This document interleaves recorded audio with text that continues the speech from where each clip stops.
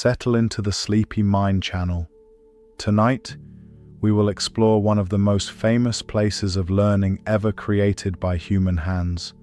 Long before printed books filled shelves across the world, and long before modern universities connected students through organized education, there stood a city beside the Mediterranean Sea where knowledge was gathered with extraordinary ambition. Ships arrived from distant ports carrying grain, spices, timber, stone, metals, fabrics, and something considered just as valuable in the ancient world. They carried written ideas, scrolls filled with astronomy, mathematics, geography, medicine, philosophy, and poetry slowly traveled toward a single destination where scholars worked carefully beneath shaded halls and flickering lamps.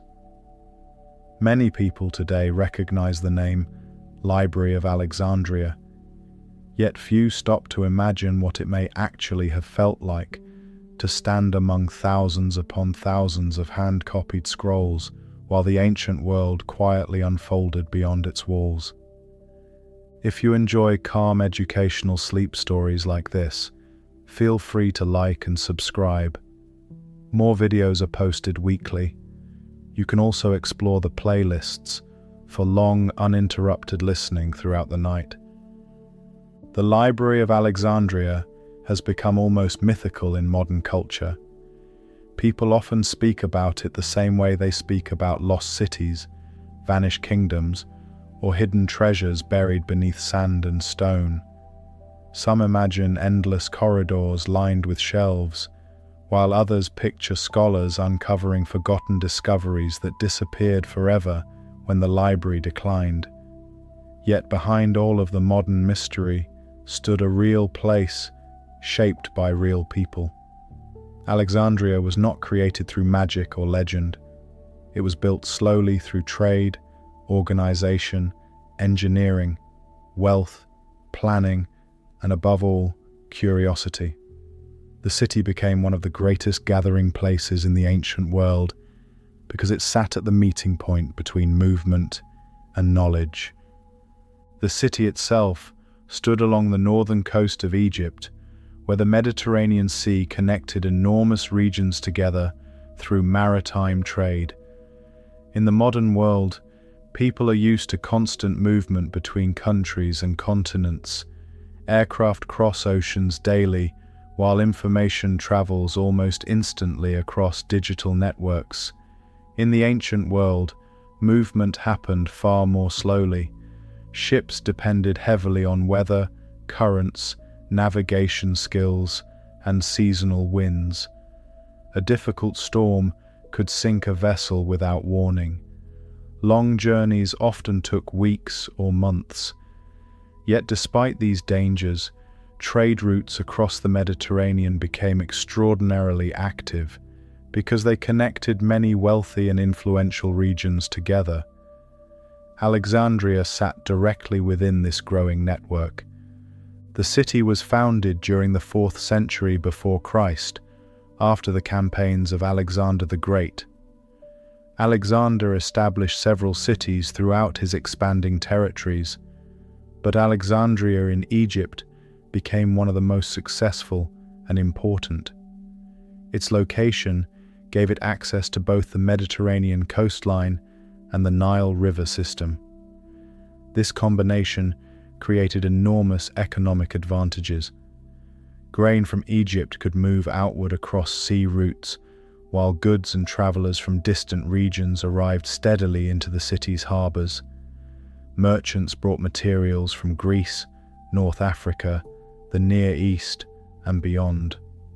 Over time, Alexandria transformed into one of the busiest and most internationally connected cities of the ancient world. To understand why the library eventually became so famous, it helps to imagine the atmosphere of the city itself. Alexandria was crowded, multilingual, energetic, and constantly changing. Sailors unloaded cargo near busy docks, while merchants negotiated prices through a mixture of languages and accents. Government officials tracked shipments and taxes, while craftsmen worked with wood, stone, glass, bronze, and textiles throughout workshops scattered across the city. Travelers carried stories and information from distant regions, while scholars debated mathematics, astronomy, medicine, and philosophy nearby. Different cultures existed side by side in ways that were unusual for the ancient world. Greek traditions mixed with Egyptian customs, while influences from many surrounding regions added even more diversity to daily life. One of the most recognizable landmarks connected to Alexandria was the enormous lighthouse often called the Pharos of Alexandria. Ancient descriptions suggest it stood among the tallest human-made structures on Earth during its time. Positioned near the harbor entrance, the lighthouse guided ships safely toward the city after long journeys across open water. At night, firelight near its upper levels could be seen across great distances over dark seas. During daylight hours, sunlight reflected from polished surfaces made the structure visible far beyond the coastline. For sailors exhausted from dangerous voyages, the lighthouse acted almost like a signal of safety and stability waiting ahead. In some ways, it functioned similarly to a modern airport beacon or navigation tower, guiding movement toward an important destination. The Library of Alexandria existed within a larger scholarly and royal district, sometimes connected to an institution known as the Mausion. This was not simply a quiet room filled with stored scrolls. It functioned more like an enormous academic complex designed for research, discussion, study, preservation, and learning. The complex likely included lecture spaces, study rooms, gardens, walkways, dining areas, storage chambers, and living quarters for scholars. Rather than imagining a modern public library where visitors briefly borrow books before returning home, it may help to picture something closer to a combined university, archive, laboratory, and intellectual community gathered together within one carefully organized environment. The goal of this environment extended beyond simple storage. Alexandria represented an attempt to gather human understanding itself into one physical location. This ambition was extraordinary for the ancient world because preserving information required immense labor. Today, modern devices can store millions of pages digitally with very little physical effort. Ancient societies faced very different limitations. Every scroll required materials gathered and prepared by hand. Every line of writing required careful copying. Every storage area required planning and maintenance. Even preserving a single important text could demand weeks or months of work. Building a collection large enough to become famous across the ancient world therefore reflected remarkable determination and organization. The climate of Egypt also played an important role in preservation. Dry air helped delicate writing materials survive longer than they might have in wetter environments. Buildings could therefore be designed to reduce exposure to damaging moisture while protecting scrolls from excessive heat and sunlight. Even at this early stage of organized learning, people understood that knowledge depended not only on ideas themselves, but also on physical conditions that allowed those ideas to survive. Architecture, climate, storage systems, and maintenance all became part of preservation. The library was therefore not only a collection of writings, it was a carefully managed system designed to protect memory against time. Inside the scholarly complex, researchers studied many different subjects. Some focused on astronomy and observed patterns in the night sky. Others worked with mathematics, philosophy, engineering, geography, or medicine.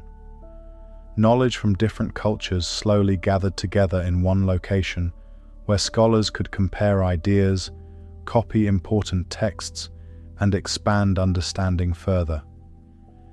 In many ancient societies, information passed from generation to generation, mainly through spoken memory and oral storytelling. Alexandria represented something different. It represented organized written preservation on a massive scale. Instead of relying entirely on memory, knowledge could now survive physically through carefully maintained written records. Its reputation spread steadily throughout the ancient Mediterranean world. Scholars traveled there because information gathered there. Information gathered there because scholars traveled there.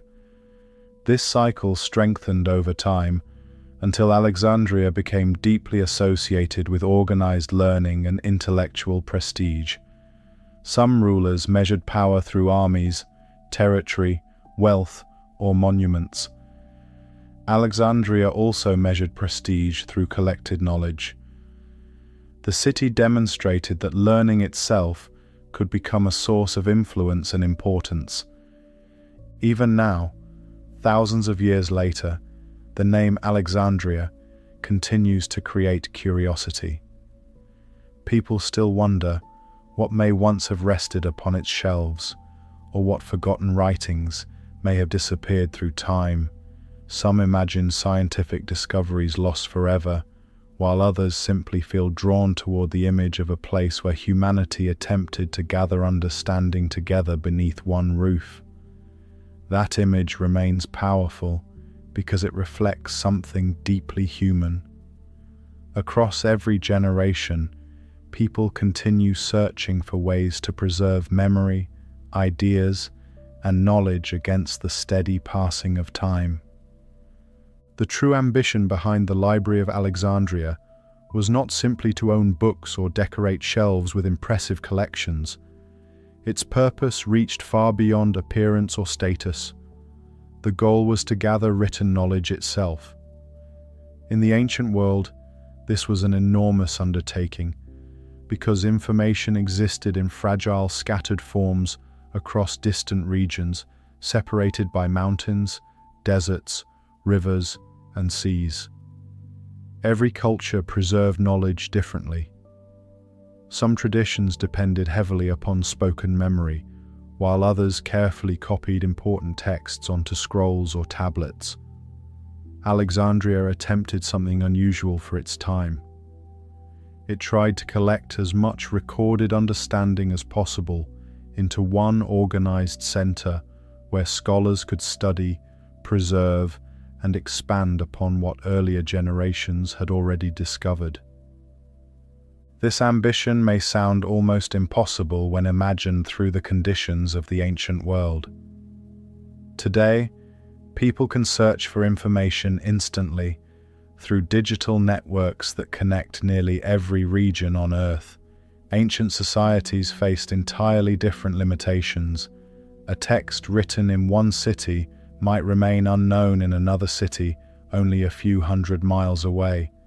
Traveling long distances required time, money, favorable weather, safe roads, and physical endurance. Ships crossed dangerous waters, while caravans moved slowly across harsh landscapes, exposed to heat, theft, and illness. Because of these conditions, written works often remained isolated within the regions where they were created.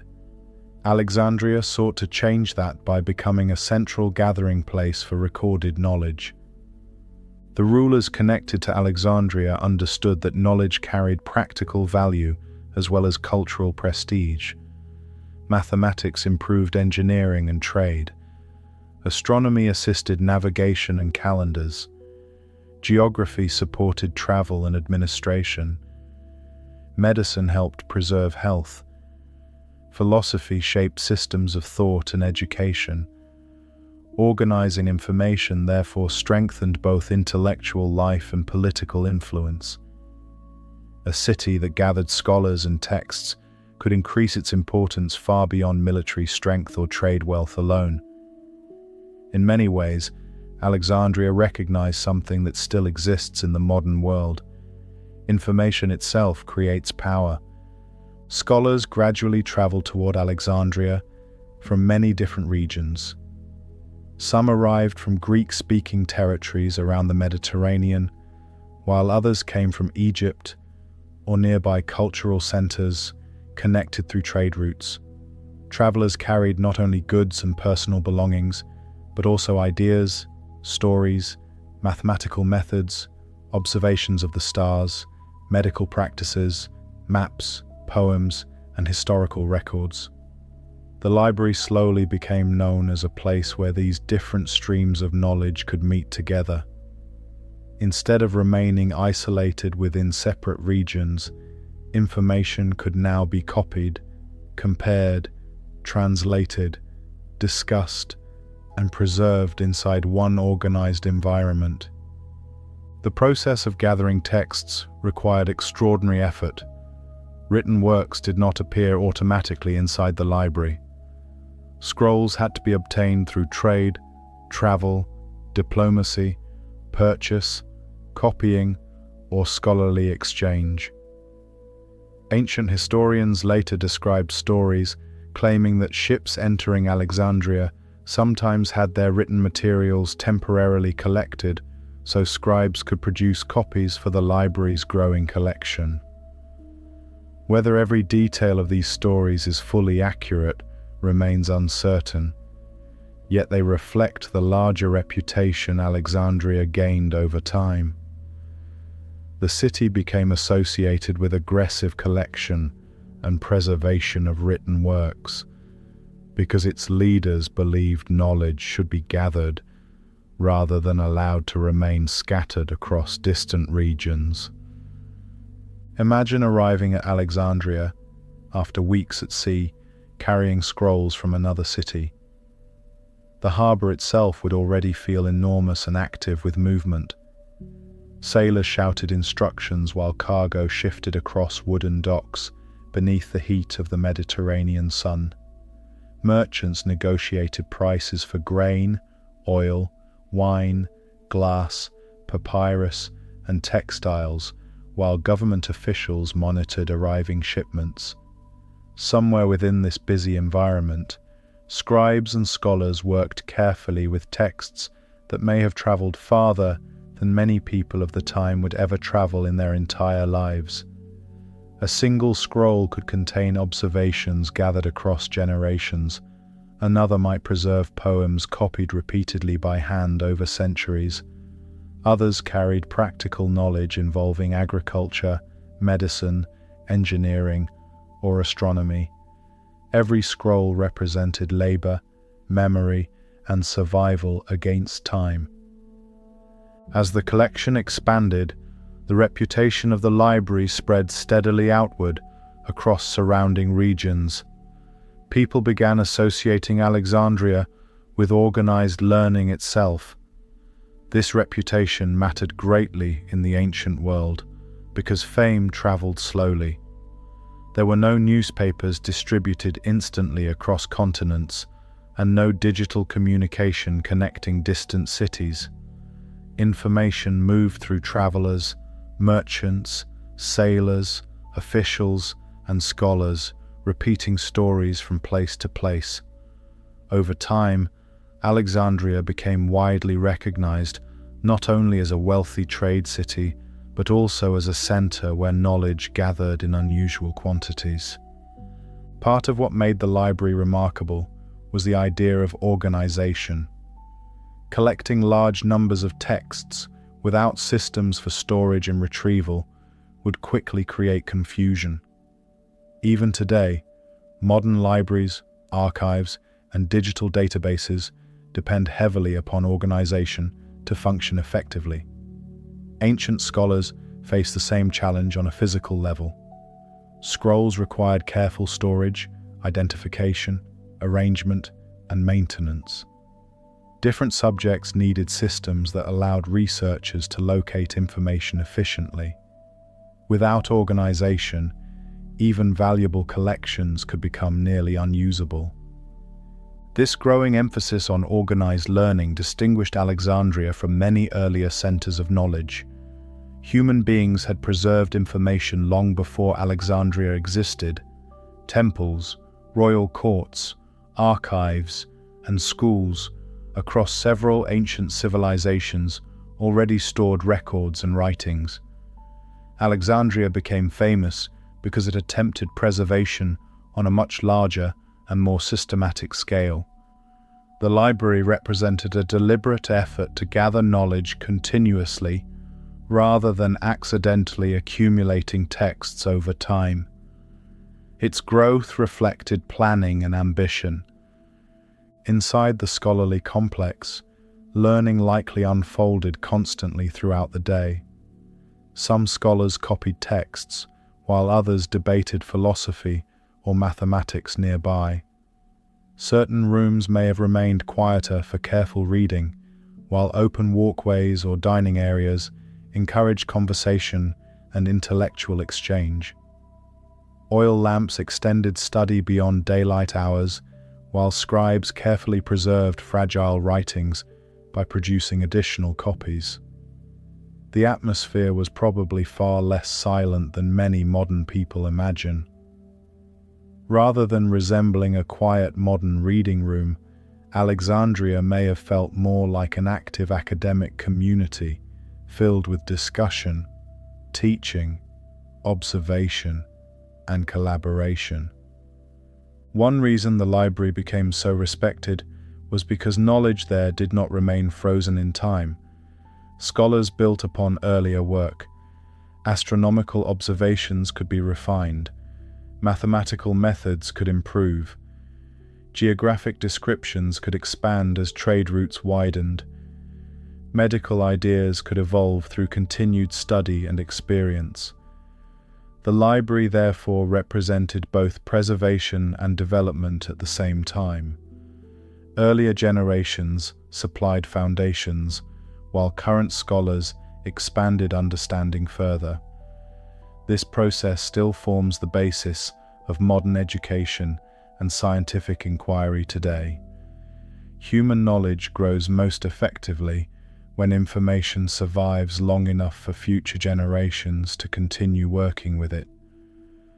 Long before paper mills, printing presses, or digital screens existed, written knowledge depended heavily upon a plant that grew beside the waters of the Nile River. The scholars of Alexandria may have filled their shelves with thousands of scrolls, yet every one of those scrolls began as something surprisingly simple. It began as tall green reeds growing in wet marshland under the Egyptian sun. The material was called papyrus, and without it, the Library of Alexandria could never have expanded into the enormous center of learning that later generations remembered with such fascination. Papyrus grew naturally along the Nile in thick clusters beside calm, shallow water. The plant could rise several feet into the air, with long triangular stems topped by delicate sprays of thin green fibers that spread outward, almost like fireworks frozen in place. Along the riverbanks, dense patches of papyrus swayed slowly in the warm breeze, while insects moved through the reeds and birds searched the wetlands for food. To people living in ancient Egypt, papyrus was far more than a simple plant. It became one of the foundations of communication, trade, administration, and recorded knowledge throughout the region. The Nile River itself shaped nearly every aspect of Egyptian life. Each year, seasonal flooding spread water and nutrient-rich soil across surrounding lands, supporting agriculture in an otherwise dry environment. Farms flourished close to the river, while towns and cities developed nearby. Boats traveled along the Nile carrying grain, stone, timber, pottery, livestock, and people between distant settlements. Papyrus thrived naturally within this environment because the wetlands surrounding the river provided the moisture and conditions the plant needed to grow successfully. Ancient workers therefore had access to enormous quantities of raw material for producing writing surfaces. To modern people surrounded by notebooks, printers, and digital devices, it may feel strange to imagine how much effort once stood behind even a single written page. In the ancient world, writing materials required real physical production. Papyrus did not arrive neatly prepared inside packages. Workers first had to harvest the plants by cutting the thick stems near the base. Fresh stalks were then transported to workshops where the outer green layer could be removed carefully to reveal the softer, pale interior hidden inside. This inner material became the foundation for papyrus sheets. Workers sliced the soft interior into thin strips, which were arranged side by side in one direction before another layer crossed over the top at a right angle. The moisture and natural plant sugars inside the strips helped bind everything together as pressure was applied. The layered surface was then pressed flat and left to dry gradually. Over time, the strips fused into a single writing sheet that could later be polished and prepared for use. The process sounds simple when described briefly, yet producing smooth, reliable papyrus required skill and experience. Uneven strips could create rough surfaces that made writing difficult. Poor drying conditions might weaken the material or cause warping later. Workers needed to understand moisture, pressure, timing, and preparation to produce sheets suitable for scholars and scribes. In some ways, the process resembled craftsmanship more than manufacturing. Each sheet reflected careful manual labor rather than rapid mechanical production. Once dried, papyrus sheets could be joined together into longer rolls that formed scrolls. Some scrolls remained relatively short, while others stretched several meters in length, depending upon the amount of text being recorded. Wooden rods were sometimes attached to assist rolling and storage, while tags or markings helped identify the contents. Inside the Library of Alexandria, shelves and storage systems likely held enormous numbers of these rolled texts, arranged carefully according to subject, author, or category. The texture of papyrus differed greatly from modern paper. It was slightly rougher and more fibrous because the material still reflected its plant origins. When touched, the surface may have carried faint ridges from the layered strips pressed together during production. Scribes learned how to work with these surfaces carefully, using reed pens dipped into ink. Writing required steady, controlled movement because mistakes could be difficult to correct cleanly once ink touched the papyrus. The climate of Egypt helped support papyrus preservation. Dry conditions reduced moisture damage that might otherwise weaken delicate writing surfaces over time. In wetter climates, plant-based materials often decayed more rapidly because humidity encouraged mold, insects, and gradual breakdown.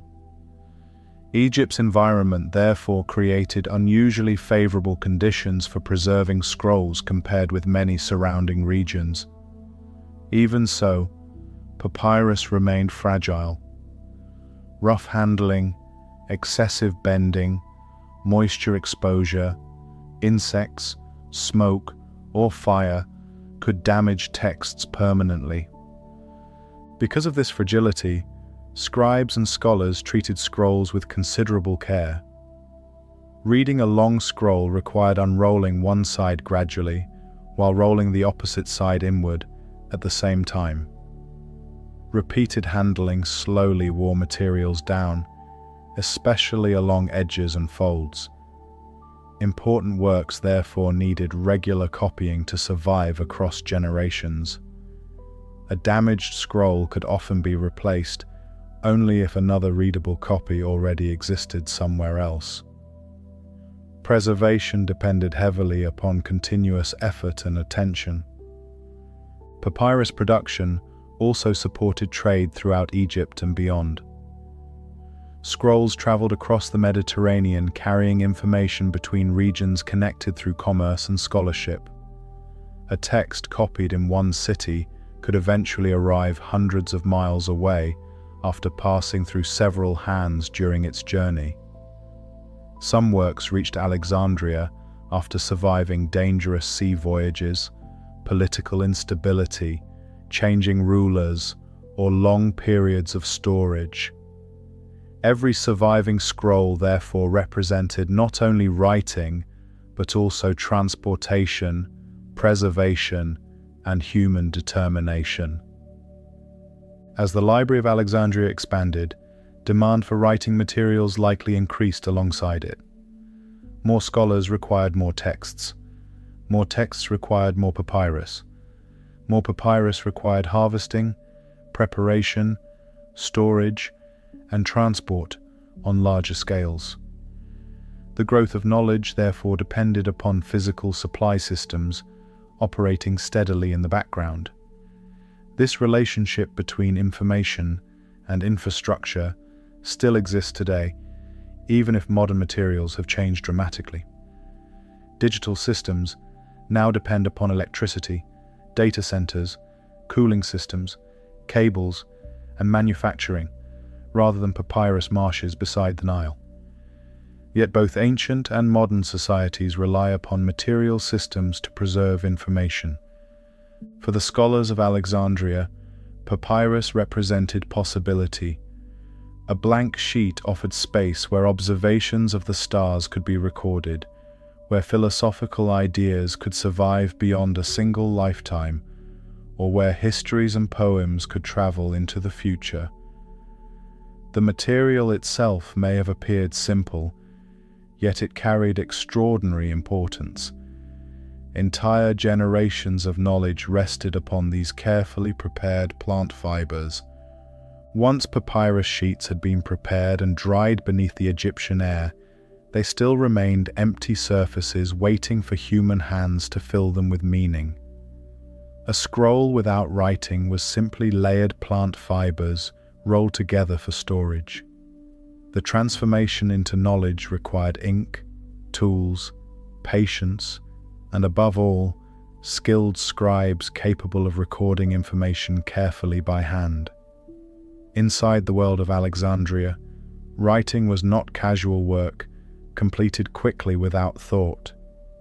Every line demanded concentration, because even small mistakes could alter meaning or damage valuable materials that required considerable effort to produce.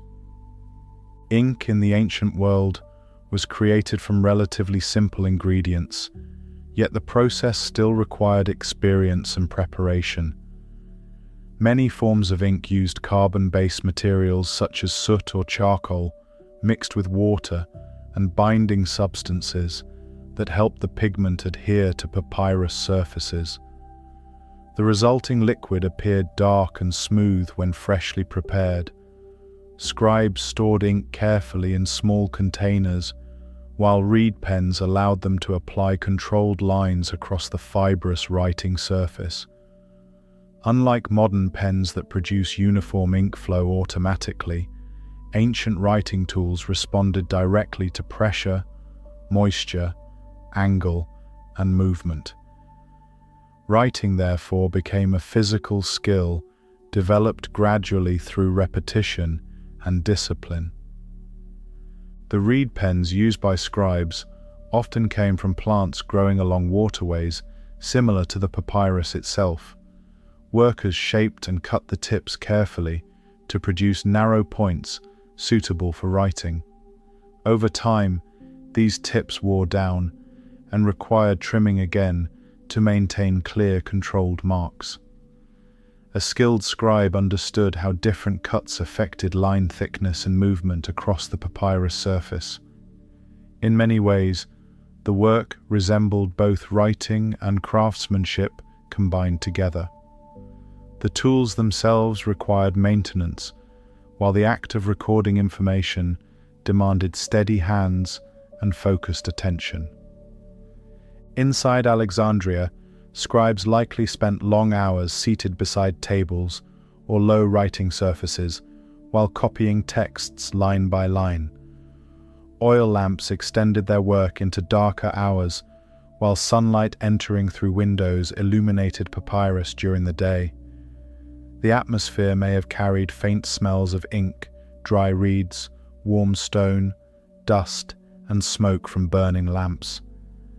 Quiet sounds filled the rooms continuously. Reed pens scratched softly against papyrus, while scrolls unrolled across wooden surfaces. Nearby scholars discussed mathematics, astronomy, philosophy, or geography, while scribes focused carefully upon preserving the written word itself. Copying text by hand formed one of the most important activities within the Library of Alexandria, because preservation depended entirely upon duplication. Unlike modern printing, where thousands of identical copies can appear rapidly through machines, ancient texts survived only through repeated manual reproduction. Every surviving scroll existed because someone had physically copied it letter by letter from an earlier version. If copying stopped, knowledge could gradually disappear as materials aged or became damaged. The preservation of information therefore relied directly upon human labor. This process demanded enormous patience.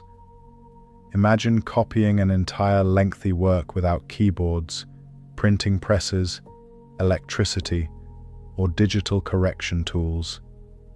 A scribe had to maintain concentration for extended periods while carefully following another text position nearby. Fatigue could easily lead to mistakes. A skipped line, misplaced word, or damaged section of the original scroll might create confusion inside the new copy. Skilled scribes therefore developed methods for careful reading and controlled writing that minimized errors as much as possible. The work also required literacy at advanced levels unusual for much of the ancient world. Many ordinary people during this period could not read extensive texts fluently because formal education remained limited compared with modern standards. Scribes occupied specialized intellectual roles within society because they possessed skills necessary for administration, scholarship, trade, religion, and preservation. Inside Alexandria, these abilities became especially valuable because the library depended upon accurate copying to maintain and expand its collection. Certain texts likely required multiple copies due to popularity or importance. Works involving philosophy, mathematics, medicine, or astronomy may have circulated widely among scholars studying similar subjects. As scrolls experienced repeated handling, wear gradually accumulated along edges and folds. Fibers weakened over time, while constant rolling and unrolling stressed the material repeatedly. Producing replacement copies therefore became essential for maintaining the collection. In many cases, survival depended not upon a single perfect original, but upon generations of copied versions continuing through time. Mistakes sometimes entered texts during copying, despite careful effort. One scribe might misunderstand faded writing, while another accidentally repeat or omit a line. Over generations, small changes could accumulate between different copies of the same work. Modern historians studying surviving ancient texts occasionally compare several versions together in order to estimate what earlier originals may have contained. This reveals something important about ancient preservation. Knowledge survived through continuous human involvement rather than perfect mechanical reproduction. The durability of scrolls depended heavily upon both materials and storage conditions. High-quality papyrus combined with careful handling could survive surprisingly long periods under favorable conditions. Yet no scroll lasted forever. Moisture weakened fibers while insects damaged organic material gradually over time. Smoke, heat, rough handling, or poor storage accelerated deterioration further. Because of this, Alexandria required organized systems supporting preservation beyond simple collection alone. Copying functioned as one of the most important defenses against permanent loss. The appearance of a finished scroll reflected many layers of hidden labor. Papyrus workers harvested and prepared the material beside the Nile. Craftsmen shaped writing tools and containers. Ink makers mixed pigments carefully. Scribes copied texts line by line with disciplined concentration. Organizers arranged collections for retrieval, while builders maintained structures protecting everything from environmental damage. A single scroll therefore represented the combined effort of many different people working together across connected systems. As the Library of Alexandria continued expanding, its shelves slowly filled with writings that had traveled enormous distances across the ancient world. Some scrolls arrived by sea after crossing rough Mediterranean waters beneath changing winds and uncertain weather. Others moved gradually along dusty caravan roads, carried beside trade goods, tools, spices, fabrics, metals, or grain. Long before modern transportation connected continents rapidly through aircraft and shipping networks, information traveled slowly through the movement of people themselves. Merchants, scholars, diplomats, sailors, officials, and travelers became carriers of knowledge as they moved between distant regions, connected through trade and communication. The collection growing inside Alexandria reflected many different cultures rather than a single tradition alone. This diversity became one of the defining characteristics of the library. Texts connected to Greek scholarship may have rested beside works influenced by Egyptian traditions or ideas arriving from regions farther east across expanding trade networks. Different languages, philosophies, scientific observations, histories, and religious beliefs slowly gathered together within the same scholarly environment. In many ways, Alexandria became less like a local library and more like a meeting place for human thought itself. Alexandria attempted to gather these scattered streams together. The city's location beside major Mediterranean trade routes made this possible. Ships entered its harbors carrying cargo from many different ports, while merchants and scholars exchanged information alongside goods. Harbor districts bustled with activity from sunrise until late evening, as workers unloaded grain, pottery, glass, papyrus, timber, oil, and textiles from arriving vessels. Languages mixed constantly within crowded marketplaces, while sailors described distant coastlines and unfamiliar cities encountered during their travels. The library benefited directly from this constant movement. Works gathered through trade and travel slowly increased the size and variety of the collection over time. Some texts likely arrived through formal exchanges between rulers or scholars, while others may have been purchased directly from merchants and travelers. Certain scrolls carried practical knowledge involving engineering, agriculture, navigation, or medicine, while others preserved poetry, philosophy, mathematics, astronomy, or historical records. Every arriving text represented another piece added to the growing network of preserved information inside Alexandria. Copying became essential as the collection expanded. Ancient writings existed in fragile, limited numbers, and many valuable works survived only through repeated duplication by scribes. When important texts reached Alexandria, scholars often produced additional copies to protect the information against loss. This process increased the number of available versions while also allowing knowledge to spread more widely beyond its original source region. In some cases, a copied scroll produced inside Alexandria may eventually have traveled outward again to another city where future generations continued preserving it further. This cycle of movement and copying created something remarkable for the ancient world. Knowledge no longer remained entirely isolated within local traditions. Ideas could now travel gradually between cultures through written preservation. A scholar studying astronomy in Alexandria might encounter observations originating far beyond Egypt itself. Mathematical methods developed elsewhere could influence future work within the city. Philosophical traditions could interact and evolve through exposure to different perspectives gathered together within one organized environment. As more texts accumulated, organization became increasingly necessary. A small collection might remain manageable through memory alone, but a massive library containing thousands of scrolls required systems supporting storage and retrieval.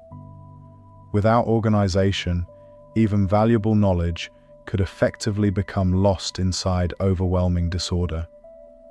Ancient scholars therefore needed methods for arranging materials according to subjects, authors, languages, or categories that allowed researchers to locate texts efficiently when needed. Imagine walking through storage areas inside Alexandria after the collection had expanded significantly. Shelves filled with rolled papyrus extended across carefully maintained rooms, while tags or labels identified contents for retrieval. Some areas may have focused upon philosophy, while others preserved mathematics, astronomy, medicine, literature, or historical works. Scribes moved quietly between shelves, carrying scrolls for copying or study, while scholars requested specific texts connected to their research. The atmosphere likely combined calm concentration with constant intellectual activity occurring beneath the surface. The library's growing reputation spread gradually throughout surrounding regions because people recognized its unusual ambition. Many earlier societies had preserved records, archives, or collections of writings connected to temples, governments, or schools. Alexandria became famous because it attempted preservation on a much larger and more systematic scale. It represented a deliberate effort to collect knowledge continuously from many cultures rather than maintaining only local records or limited archives. For scholars, access to such a collection offered extraordinary opportunities. Instead of relying upon a few isolated texts available within one city, researchers in Alexandria could compare ideas from different traditions gathered together in one place. Learning therefore became cumulative. Earlier generations supplied foundations, while current scholars expanded understanding further through study and discussion. This process encouraged intellectual growth because knowledge from different cultures could interact directly rather than remaining separated by geography. As the collection inside the Library of Alexandria continued growing larger, a new challenge slowly emerged beside the excitement of gathering knowledge from across the ancient world. Collecting scrolls was only the beginning. Once thousands of writings filled storage rooms and shelves, scholars needed reliable ways to locate information again when it was required. Without organization, even the most valuable collection could become confusing and difficult to use. A library overflowing with texts but lacking structure would resemble a crowded warehouse where important ideas disappeared beneath disorder. Alexandria therefore became famous, not only because of the quantity of knowledge it gathered, but also because of the systems developed to manage that knowledge carefully. The arrangement of scrolls therefore became one of the most important functions inside the library. Storage systems likely developed gradually as the collection expanded over many years. Smaller groups of texts may initially have remained manageable through memory and simple placement, but growing collections demanded increasingly sophisticated methods. Scholars and administrators needed ways to categorize subjects, identify authors, and track locations efficiently enough that information remained accessible rather than buried beneath confusion. Imagine entering one of the storage halls inside Alexandria after the collection had grown substantially. Rows of shelves lined the walls while bundles of papyrus scrolls rested carefully within organized sections. Some scrolls may have been stored horizontally, while others rested inside containers or compartments designed to reduce damage.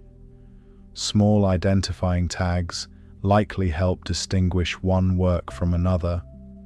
The atmosphere probably felt calm, yet active at the same time. Scribes carried texts between rooms, while scholars searched for materials connected to their studies. Quiet footsteps echoed across stone floors, while the dry scent of papyrus and lamp smoke drifted through the air. The process of retrieval depended heavily upon organization, because scrolls differed greatly from modern books. A modern library allows readers to recognize titles quickly along visible spines arranged vertically upon shelves.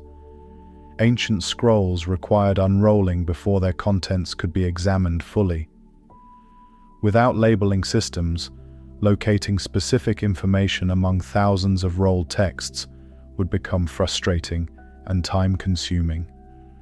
Alexandria therefore needed methods that allowed scholars to identify and retrieve works without repeatedly opening every scroll individually.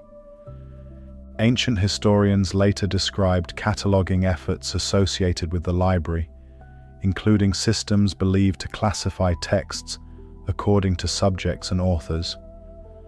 While many precise details remain uncertain today, the larger principle remains clear. Alexandria recognized that preserving knowledge required organized access rather than simple accumulation alone. Information becomes truly valuable when people can locate and use it effectively. Scholars working inside Alexandria likely specialized in different fields depending upon their interests and expertise.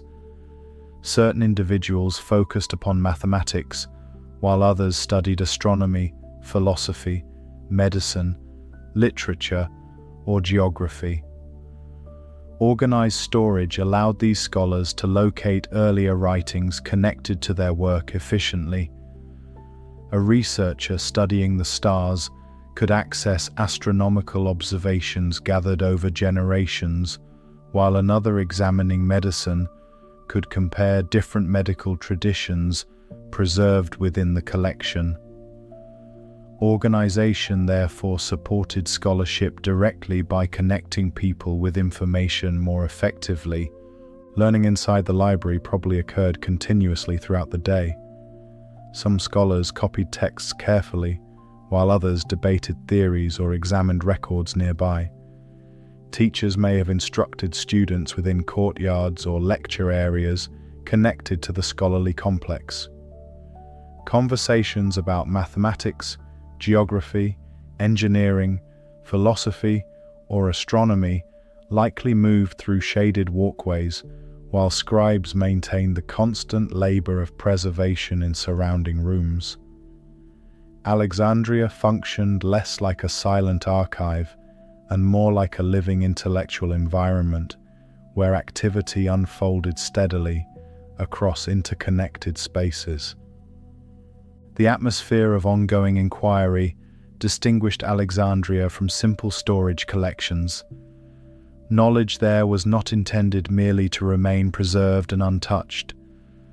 Scholars actively studied existing works while building upon earlier ideas through observation and discussion. Mathematical calculations could be refined, while geographic descriptions expanded alongside trade routes and exploration.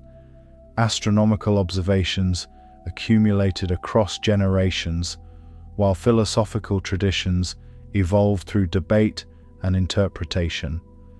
The library therefore supported both preservation and intellectual growth simultaneously. This continuous activity required systems capable of supporting regular use without damaging the collection excessively. Scrolls moved repeatedly between shelves and study areas as scholars requested materials connected to their research. Scribes copied fragile texts before deterioration became severe, while organizers maintained order within storage rooms. Preservation depended heavily upon reducing confusion and unnecessary handling, because repeated disorder increased the risk of loss or damage over time. The library's systems also reflected an important shift in how human beings approached knowledge. Earlier societies certainly preserved records and writings, yet Alexandria emphasized collection and retrieval on an unprecedented scale. Information became something that could be categorized systematically and studied across different subjects rather than remaining isolated within separate traditions or institutions. This approach encouraged broader intellectual connections because scholars gained access to diverse materials gathered within one organized center.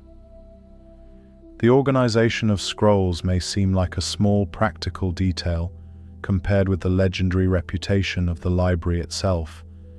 Yet without these systems, the entire institution would have struggled to function effectively. Great collections require structure. Knowledge grows useful through accessibility. Alexandria understood this deeply. Shelves, labels, records, storage rooms, and retrieval systems quietly supported one of the ancient world's greatest intellectual achievements. The Library of Alexandria depended not only upon scholars, scribes, and organized storage systems, but also upon something far less dramatic and far easier to overlook. It depended upon environmental control. Long before modern climate-controlled archives and preservation laboratories existed, the people responsible for protecting the library understood an important reality about fragile materials. Knowledge could disappear slowly through exposure to ordinary natural conditions. Moisture weakened papyrus. Heat damaged delicate surfaces. Dust accumulated gradually, while insects and mold threatened stored texts over time. Preserving written knowledge therefore required more than collecting scrolls and placing them upon shelves. The building itself had to help defend information against the surrounding environment. Papyrus, despite its usefulness, remained an organic material produced from plant fibers. Like wood, cloth, or dried leaves, it reacted constantly to changes in temperature and humidity. Excess moisture softened fibers and encouraged decay, while sudden shifts in environmental conditions could weaken or warp surfaces gradually over time. In wetter climates, scrolls might deteriorate rapidly if left unprotected.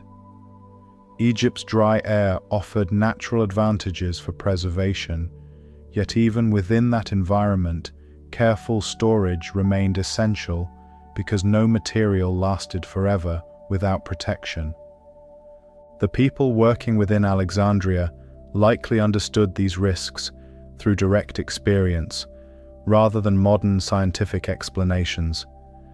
They could observe how neglected materials became brittle, faded, mold-damaged, or insect-eaten over time. A damaged scroll represented far more than the loss of a physical object.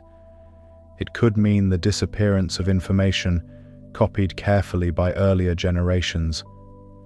Every destroyed text carried the possibility that ideas, histories, observations, or discoveries might vanish permanently. Preservation, therefore, became a constant practical responsibility woven into the daily operation of the library. The design of storage spaces likely reflected this awareness. Scrolls required rooms that remained relatively dry and stable, while reducing unnecessary exposure to heat, sunlight, smoke, and moisture. Thick stone walls helped moderate temperature changes by slowing the movement of outside heat into interior rooms. Narrow openings or shaded areas may have reduced direct sunlight that could fade or weaken materials gradually over time. Airflow also mattered because stagnant, damp conditions encouraged decay more easily than dry circulating air. Imagine entering one of the quieter storage chambers inside the Library of Alexandria during the warmer months of the year. Outside, sunlight reflected brightly from stone streets, while harbor activity filled the city with movement and noise. Inside the storage rooms, however, the atmosphere likely felt cooler, dimmer, and calmer. Thick walls softened outside sounds, while carefully arranged shelves held rolled papyrus, protected from direct environmental exposure. The dry scent of reeds, dust, and old ink drifted gently through the air, while oil lamps flickered quietly in nearby corridors. Moisture represented one of the greatest dangers to stored papyrus. In damp conditions, fibers softened and weakened, while mold could spread gradually across surfaces. Insects attracted to organic materials created additional damage by feeding upon plant-based fibers. Once deterioration began, preserving texts became far more difficult. Dry conditions therefore acted almost like an invisible shield, helping scrolls survive longer than they otherwise might have survived in wetter regions. Temperature also influenced preservation. Extreme heat can dry materials excessively until they become brittle and fragile. Rapid fluctuations between warmer and cooler conditions create stress within organic fibers over time. While ancient people did not possess modern thermometers or climate control systems, they still recognized practical patterns involving environmental stability. Buildings could therefore be designed to reduce direct exposure to harsh conditions while protecting stored materials within interior spaces. Storage arrangement itself supported preservation as well. Scrolls stacked carelessly in overcrowded conditions risked crushing, tearing, or unnecessary wear through repeated handling. Organized shelving reduced confusion and allowed scholars to retrieve materials more efficiently without disturbing unrelated texts constantly. In this way, organization and preservation worked together closely. A well-ordered collection remained easier to protect because fewer materials experienced accidental damage during daily use. The architecture surrounding the library therefore became part of the preservation system itself. Stone construction provided durability, while interior layouts helped separate quieter storage areas from busier sections of scholarly activity.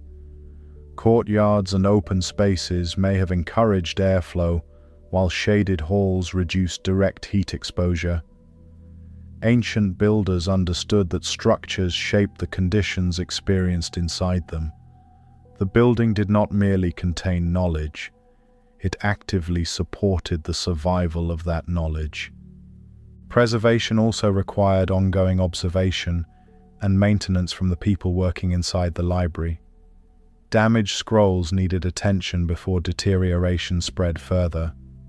Dust required cleaning, while storage areas demanded monitoring for signs of insects, moisture, or wear. Scribes copied aging texts before they became unreadable, while organizers ensured that scrolls returned properly to their correct locations after use.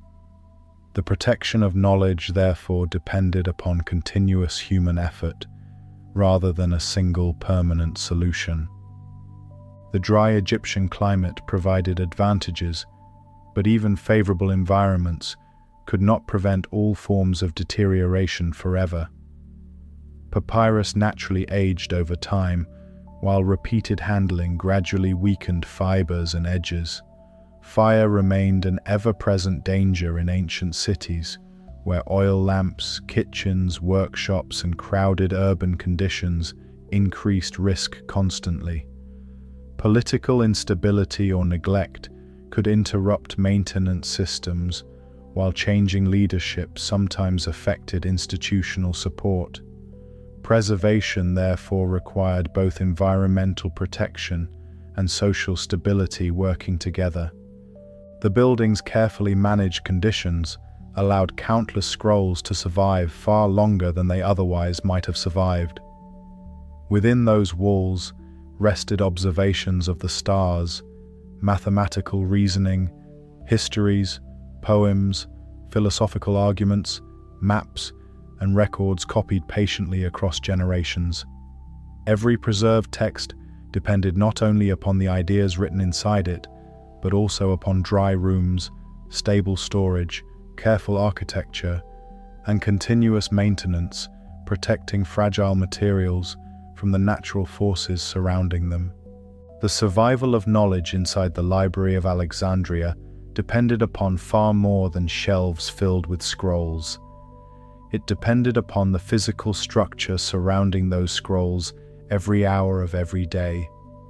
Walls, floors, ceilings, corridors, storage rooms, courtyards, and ventilation all contributed quietly to preservation. The architecture itself became part of the system protecting knowledge from damage and decay. Long before modern archive facilities used electronic climate controls and sealed storage vaults, ancient builders already understood that buildings could either protect fragile materials or slowly destroy them through poor design. The materials used in construction played an important role in this protection. Thick stone walls provided stability by slowing sudden changes in temperature between day and night. During hot afternoons, heavy walls absorbed heat gradually rather than allowing interior rooms to warm too quickly. After sunset, stored warmth released slowly back into the surrounding air. This natural moderation created more stable conditions for stored materials compared with lighter structures exposed directly to outdoor temperature shifts. Ancient builders may not have described the process using modern scientific language, yet they understood its practical effects through experience. Inside the scholarly complex, rooms were probably arranged according to different functions, supporting study, storage, copying, discussion, and administration. Some areas may have remained relatively quiet and dim for preserving scrolls, while other sections encouraged active scholarly exchange. Open courtyards likely provided light and airflow, while covered walkways connected separate parts of the complex together. The architecture therefore balanced two important needs at the same time. Scholars required access to knowledge for active use and study, yet fragile materials also required protection from excessive exposure and handling. Imagine walking through shaded corridors inside the library during the warmer part of the day. Sunlight entering open courtyards created bright patterns across stone floors, while cooler interior rooms remained calm and quiet nearby. The sounds of the city faded behind thick walls as scribes worked carefully beside shelves of papyrus scrolls. Scholars moved between rooms carrying texts connected to astronomy, medicine, philosophy, mathematics, or geography.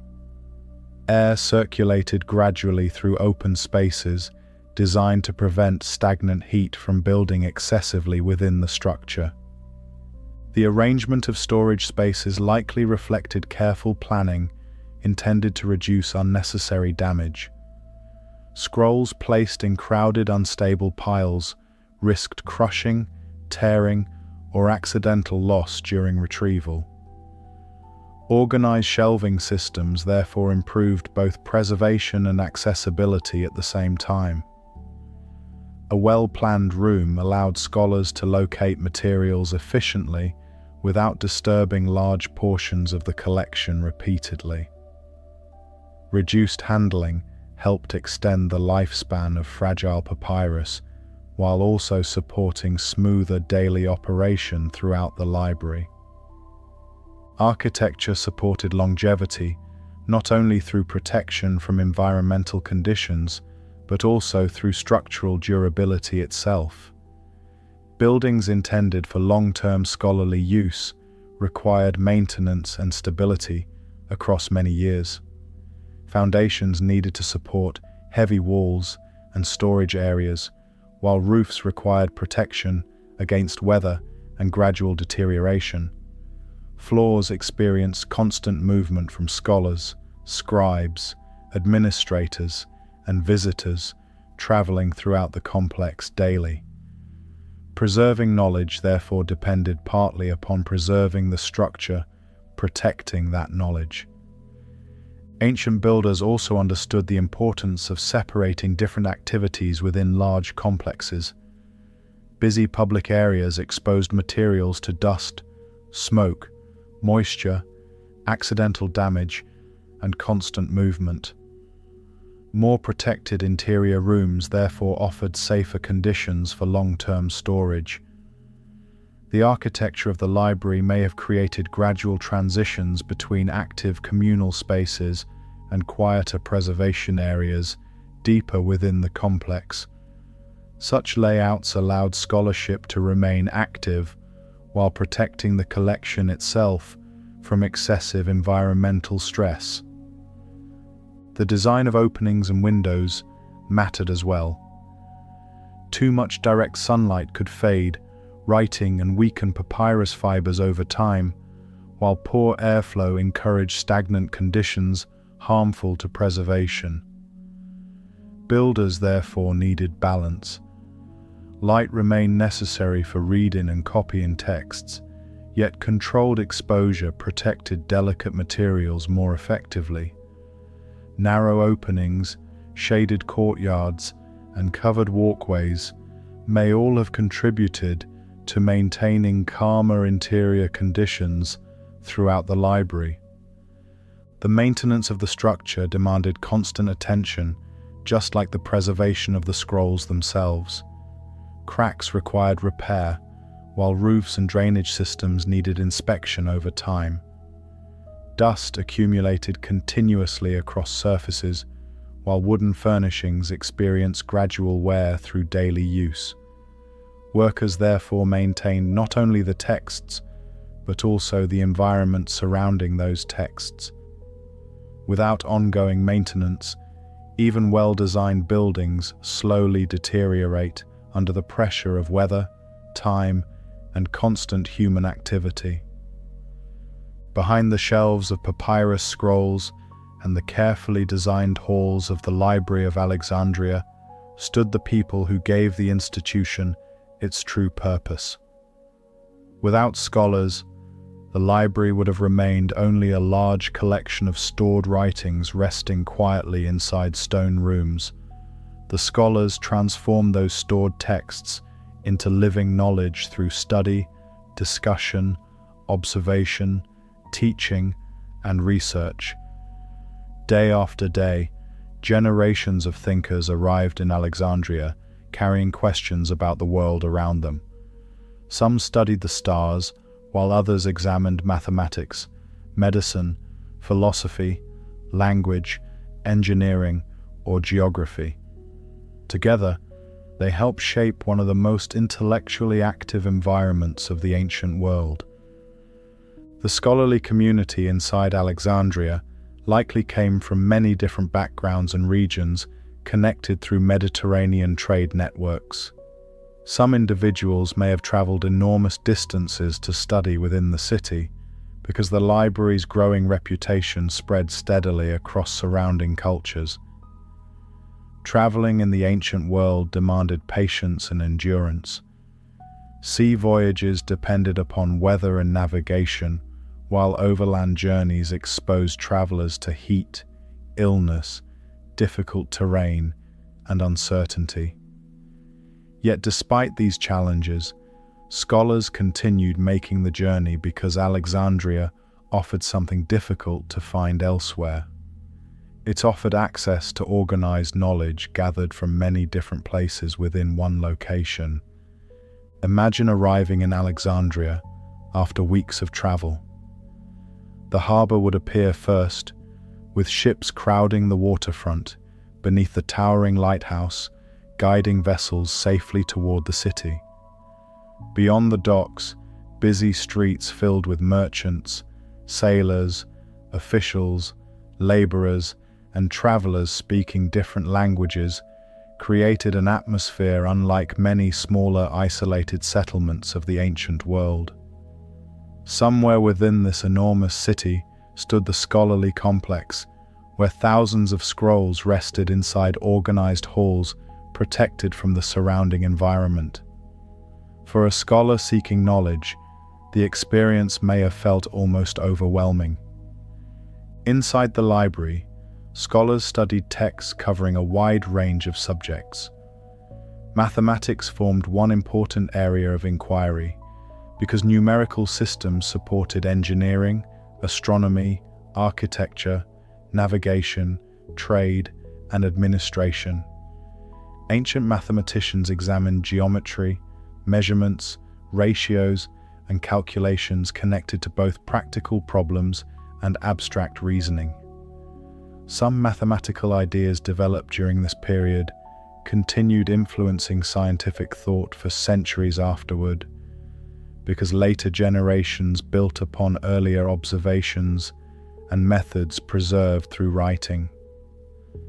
Astronomy also held deep importance within Alexandria. Ancient people depended heavily upon careful observation of the sky for navigation, calendars, agriculture, and religious traditions. Scholars observed the movement of stars, planets, and the sun across predictable cycles, while attempting to understand patterns governing the heavens. Without telescopes or modern scientific instruments, these observations required patience, memory, recording systems, and repeated study across long periods of time. Scrolls preserved earlier astronomical records, so future scholars could compare new observations against previous generations of work. Philosophy formed another major part of intellectual life inside the library. Philosophers asked broad questions about knowledge, ethics, existence, logic, and human understanding itself. Some discussions focused upon practical ways of living, while others explored abstract reasoning about the nature of reality and truth. Alexandria gathered together writings from different traditions, allowing scholars to compare ideas that may otherwise have remained separated by geography and culture. Debate and discussion therefore became important parts of scholarly activity within the city. Medicine also benefited from the library's concentration of knowledge. Ancient physicians studied anatomy, illness, treatments, diet, injuries, and environmental influences upon health. Medical understanding during this period differed greatly from modern scientific medicine, yet careful observation still played an important role. Scholars recorded symptoms, remedies, and practical experiences in written form, so future physicians could learn from earlier cases rather than beginning entirely from nothing each generation. The scholars working inside Alexandria did not simply preserve existing information passively. They expanded understanding through continued research and discussion. A mathematician might refine an earlier calculation, while an astronomer improved previous observations of celestial movement. Philosophers challenged older arguments, while geographers updated descriptions of distant regions as trade routes expanded further across the known world. Knowledge therefore remained active rather than frozen. The library supported intellectual growth because preserved information provided foundations for future inquiry. Daily life for scholars inside Alexandria likely followed structured routines shaped by reading, writing, teaching, copying, and discussion. Mornings may have begun with study in quieter rooms illuminated by natural light, entering courtyards and corridors. Scribes worked nearby, copying fragile texts, while scholars requested scrolls connected to their interests. Conversations unfolded across shaded walkways, where researchers debated interpretations or exchanged ideas gathered from different sources. Meals and rest periods interrupted study briefly before work resumed again into the evening beneath oil lamp light. Research expanded human understanding gradually through this continuous process. Ancient scholars rarely experienced sudden dramatic discoveries appearing instantly from nowhere. Instead, progress often developed slowly as generations built upon earlier work preserved through writing. A scholar studying mathematics in Alexandria benefited from calculations recorded by previous thinkers. An astronomer compared current observations against older records. Philosophers examined arguments written centuries earlier before adding new interpretations of their own. Preservation and inquiry therefore supported each other continuously. The library's organized systems made this growth possible because scholars could retrieve earlier works efficiently instead of searching blindly through disorder. Access to preserved information encouraged deeper study across many subjects simultaneously. Alexandria became famous partly because it concentrated intellectual resources in one location, where researchers could interact with large collections unavailable elsewhere. This environment increased opportunities for learning and collaboration dramatically, compared with isolated smaller communities possessing only limited texts. Human curiosity formed the foundation beneath all of this activity. People traveled difficult distances, copied texts carefully by hand, maintained collections, and designed preservation systems because they wanted to understand the world more deeply. Alexandria represented one of history's largest organized expressions of that curiosity. The library gathered individuals who believed knowledge carried lasting value worth protecting and expanding across generations. Inside the Library of Alexandria, knowledge did not remain fixed or motionless upon shelves. The scrolls stored carefully throughout the scholarly complex represented far more than preserved records from the past. They formed the foundation for new thinking, new observations, and new understanding. Every generation of scholars arriving in Alexandria inherited ideas collected by earlier generations, and from those ideas, they slowly expanded human knowledge further. The library therefore became more than a storage center for information. It became a place where understanding could grow continuously across time. This process depended heavily upon writing itself. Before information could be expanded or improved, it first needed to survive long enough for future scholars to examine it carefully. Oral traditions allowed stories and teachings to pass from one generation to another, yet spoken memory alone remained vulnerable to change and loss over time. Writing introduced greater continuity because ideas could remain physically preserved after their original authors disappeared. A scholar living centuries later could still study calculations, observations, arguments, or histories recorded long before their own lifetime. Inside Alexandria, this continuity created powerful opportunities for learning. A mathematician studying geometry could compare current reasoning with earlier methods preserved inside scrolls copied generations earlier. An astronomer observing the stars could examine older records to identify patterns repeating across long stretches of time. Philosophers could debate ideas written by thinkers already long dead, while historians compared accounts from different cultures and periods. Knowledge therefore accumulated gradually, rather than restarting from the beginning, repeatedly with each generation. Recording ideas carefully remained essential to this process.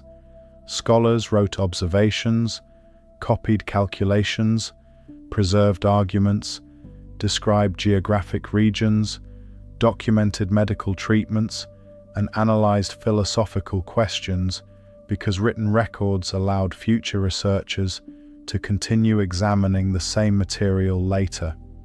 Without records, each generation would risk losing valuable insights already discovered previously.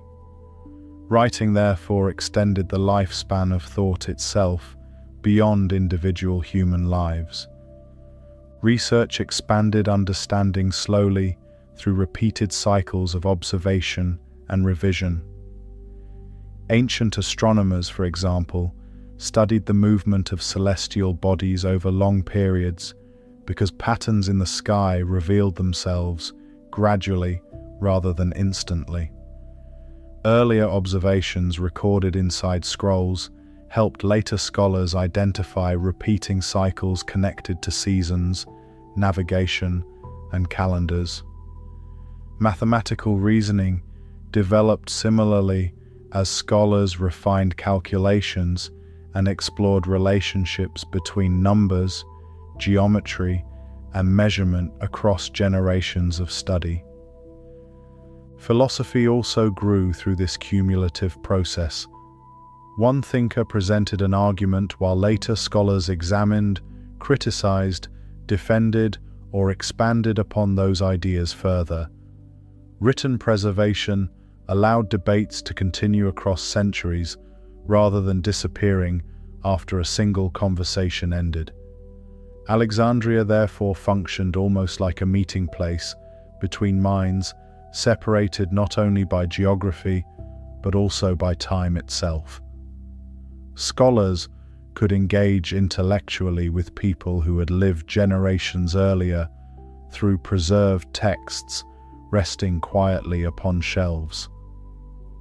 This gradual expansion of understanding depended heavily upon organized systems supporting inquiry. Scholars required access to texts relevant to their studies, while scribes maintained readable copies of fragile materials. Storage systems reduced confusion, while architecture protected collections from environmental damage. The growth of knowledge therefore relied not only upon brilliant ideas, but also upon practical systems operating steadily behind the scenes. Preservation and inquiry remained deeply connected.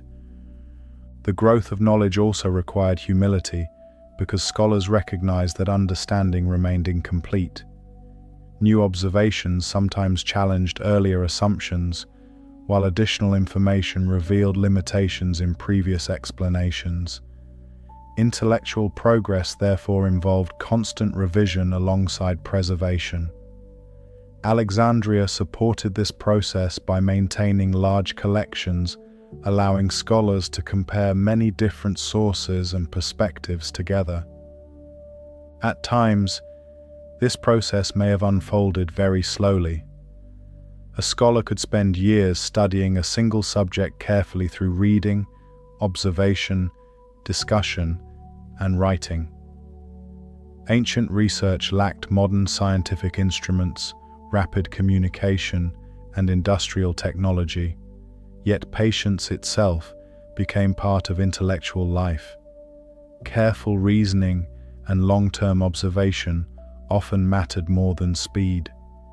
Knowledge grew gradually through disciplined attention, accumulated across generations.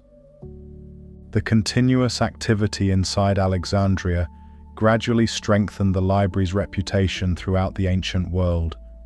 Scholars understood that preserved collections allowed future learning, while organized systems supported ongoing research.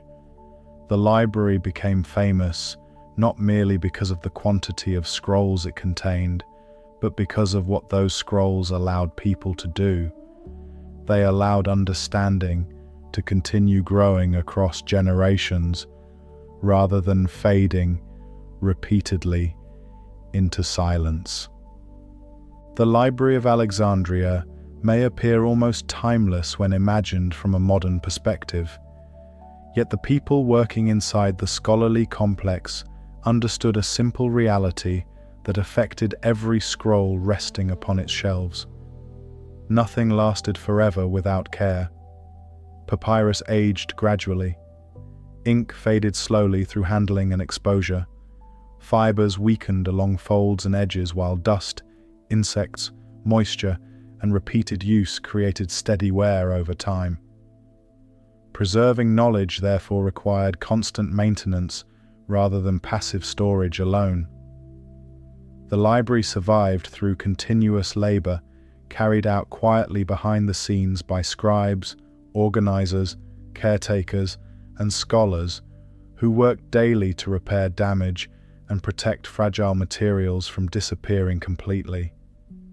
A newly copied scroll likely appeared smooth, flexible, and clear when first placed into storage. The papyrus surface remained relatively strong, while dark ink stood sharply against pale fibers. Yet every use introduced small amounts of stress. Scholars unrolled texts repeatedly during study, while edges rubbed gently against hands, tables, and storage surfaces. Tiny cracks developed slowly, where fibers bent again and again through years of handling. Dust settled across shelves, while changing environmental conditions gradually affected the material itself. Damage often appeared gradually, rather than dramatically. Imagine a scholar retrieving a frequently studied astronomical text from storage after many years of use. The outer layers of papyrus may already show signs of wear from repeated handling. Certain sections could feel thinner or more brittle than when originally copied, while faint cracking sounds emerged softly during unrolling. Small tears along edges threatened to spread further if the material continued weakening. Inside Alexandria, such damage represented more than deterioration of an object. It represented risk to the survival of knowledge itself. Because of this, maintenance became one of the library's most important ongoing responsibilities. Scribes did not simply produce new texts. They also replaced aging copies before deterioration made them unreadable. A damaged scroll could survive through careful duplication if another readable version still existed. Preservation therefore depended heavily upon recognizing wear early enough that copying remained possible before information disappeared permanently. The process of replacing damaged texts required patience and discipline. A scribe copying an aging scroll first needed to handle the fragile original carefully enough to avoid causing additional destruction during the copying process itself. Sections with faded writing or damaged fibers may have required slower reading and interpretation, while missing fragments created uncertainty about the original wording. Producing accurate replacement copies therefore demanded both technical skill and intellectual attention.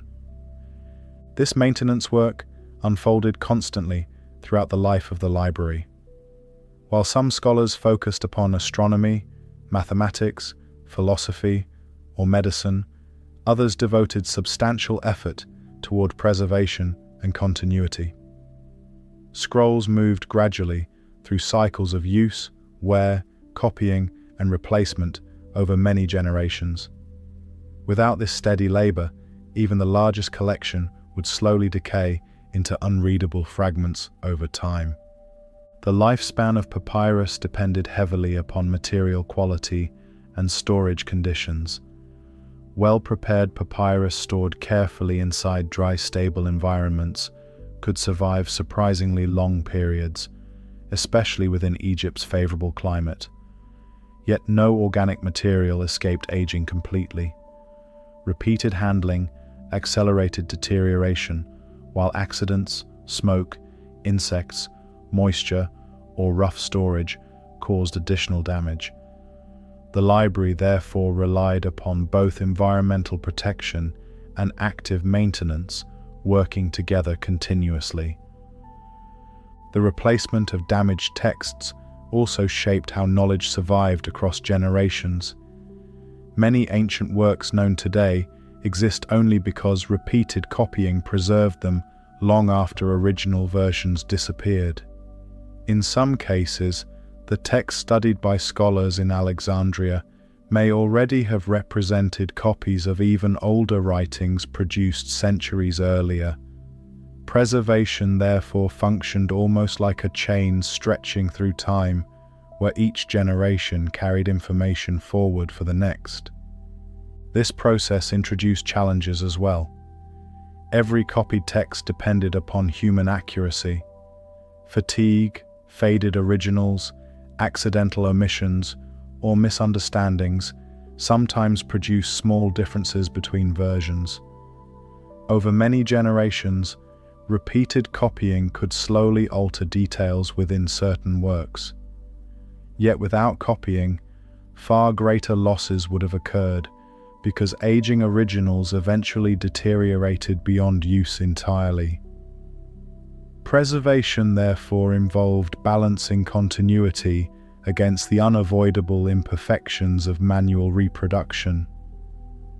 Maintenance also extended beyond the scrolls themselves.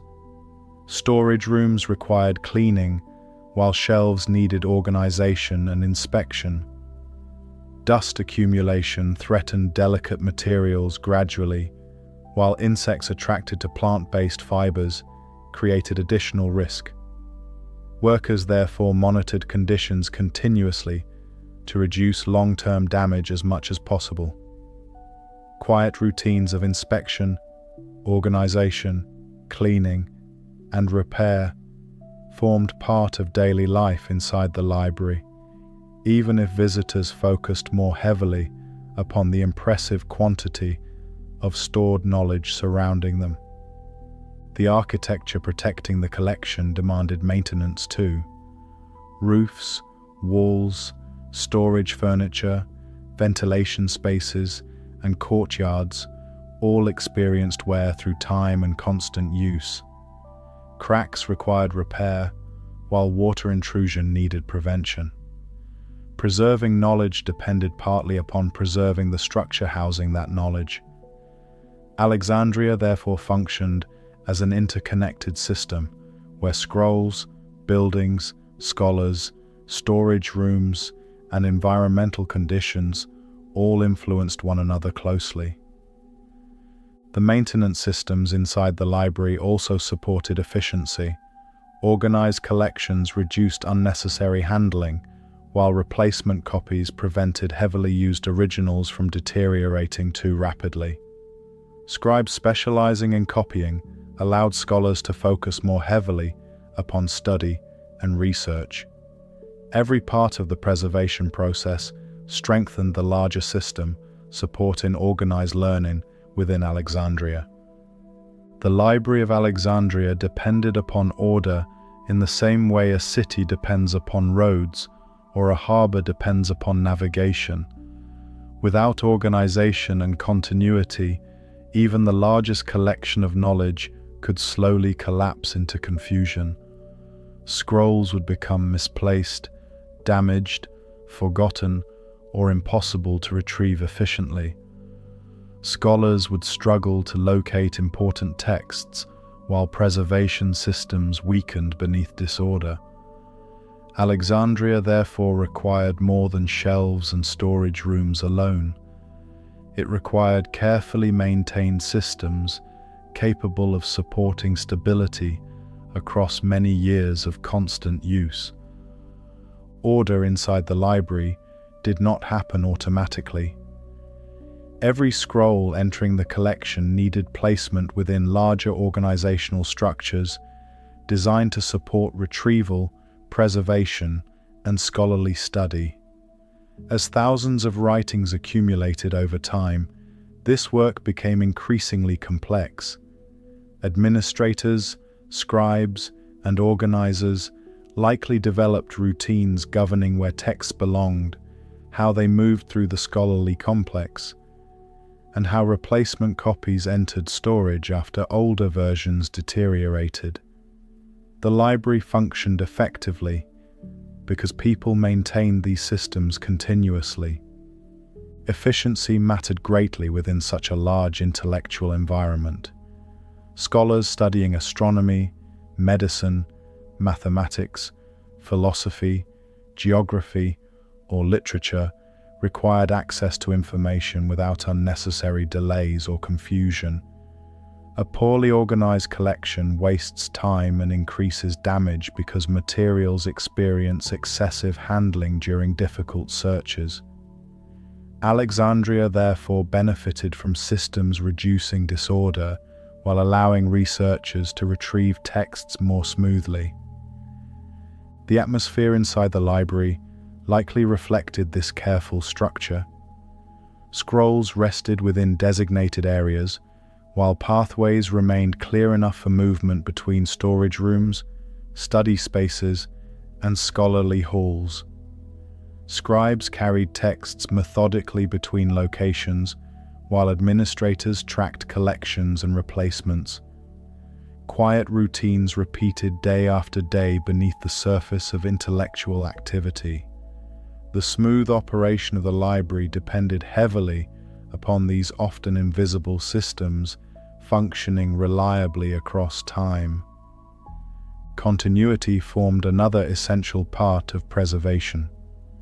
Knowledge survived most effectively when systems remained stable across generations rather than depending entirely upon a few individuals.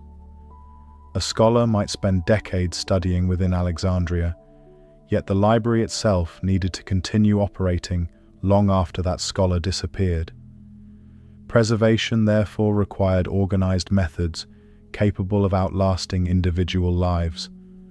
Records, catalog systems, copying routines, storage practices, and maintenance procedures all contributed to this continuity. Human memory alone could never manage collections on such a large scale indefinitely. Individuals forget details, relocate, age, or die while institutions survive, Only when knowledge transfers successfully between generations of workers and scholars. Alexandria addressed this challenge through organized practices repeated continuously over many years. The library therefore acted not merely as a building containing texts, but as an ongoing system preserving intellectual continuity across time.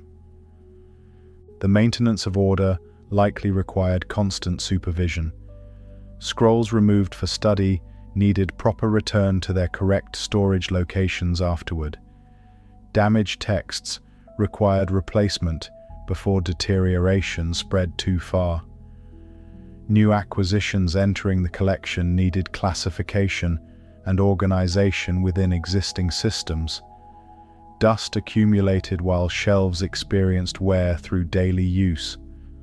Quiet administrative labor therefore supported the larger scholarly environment continuously.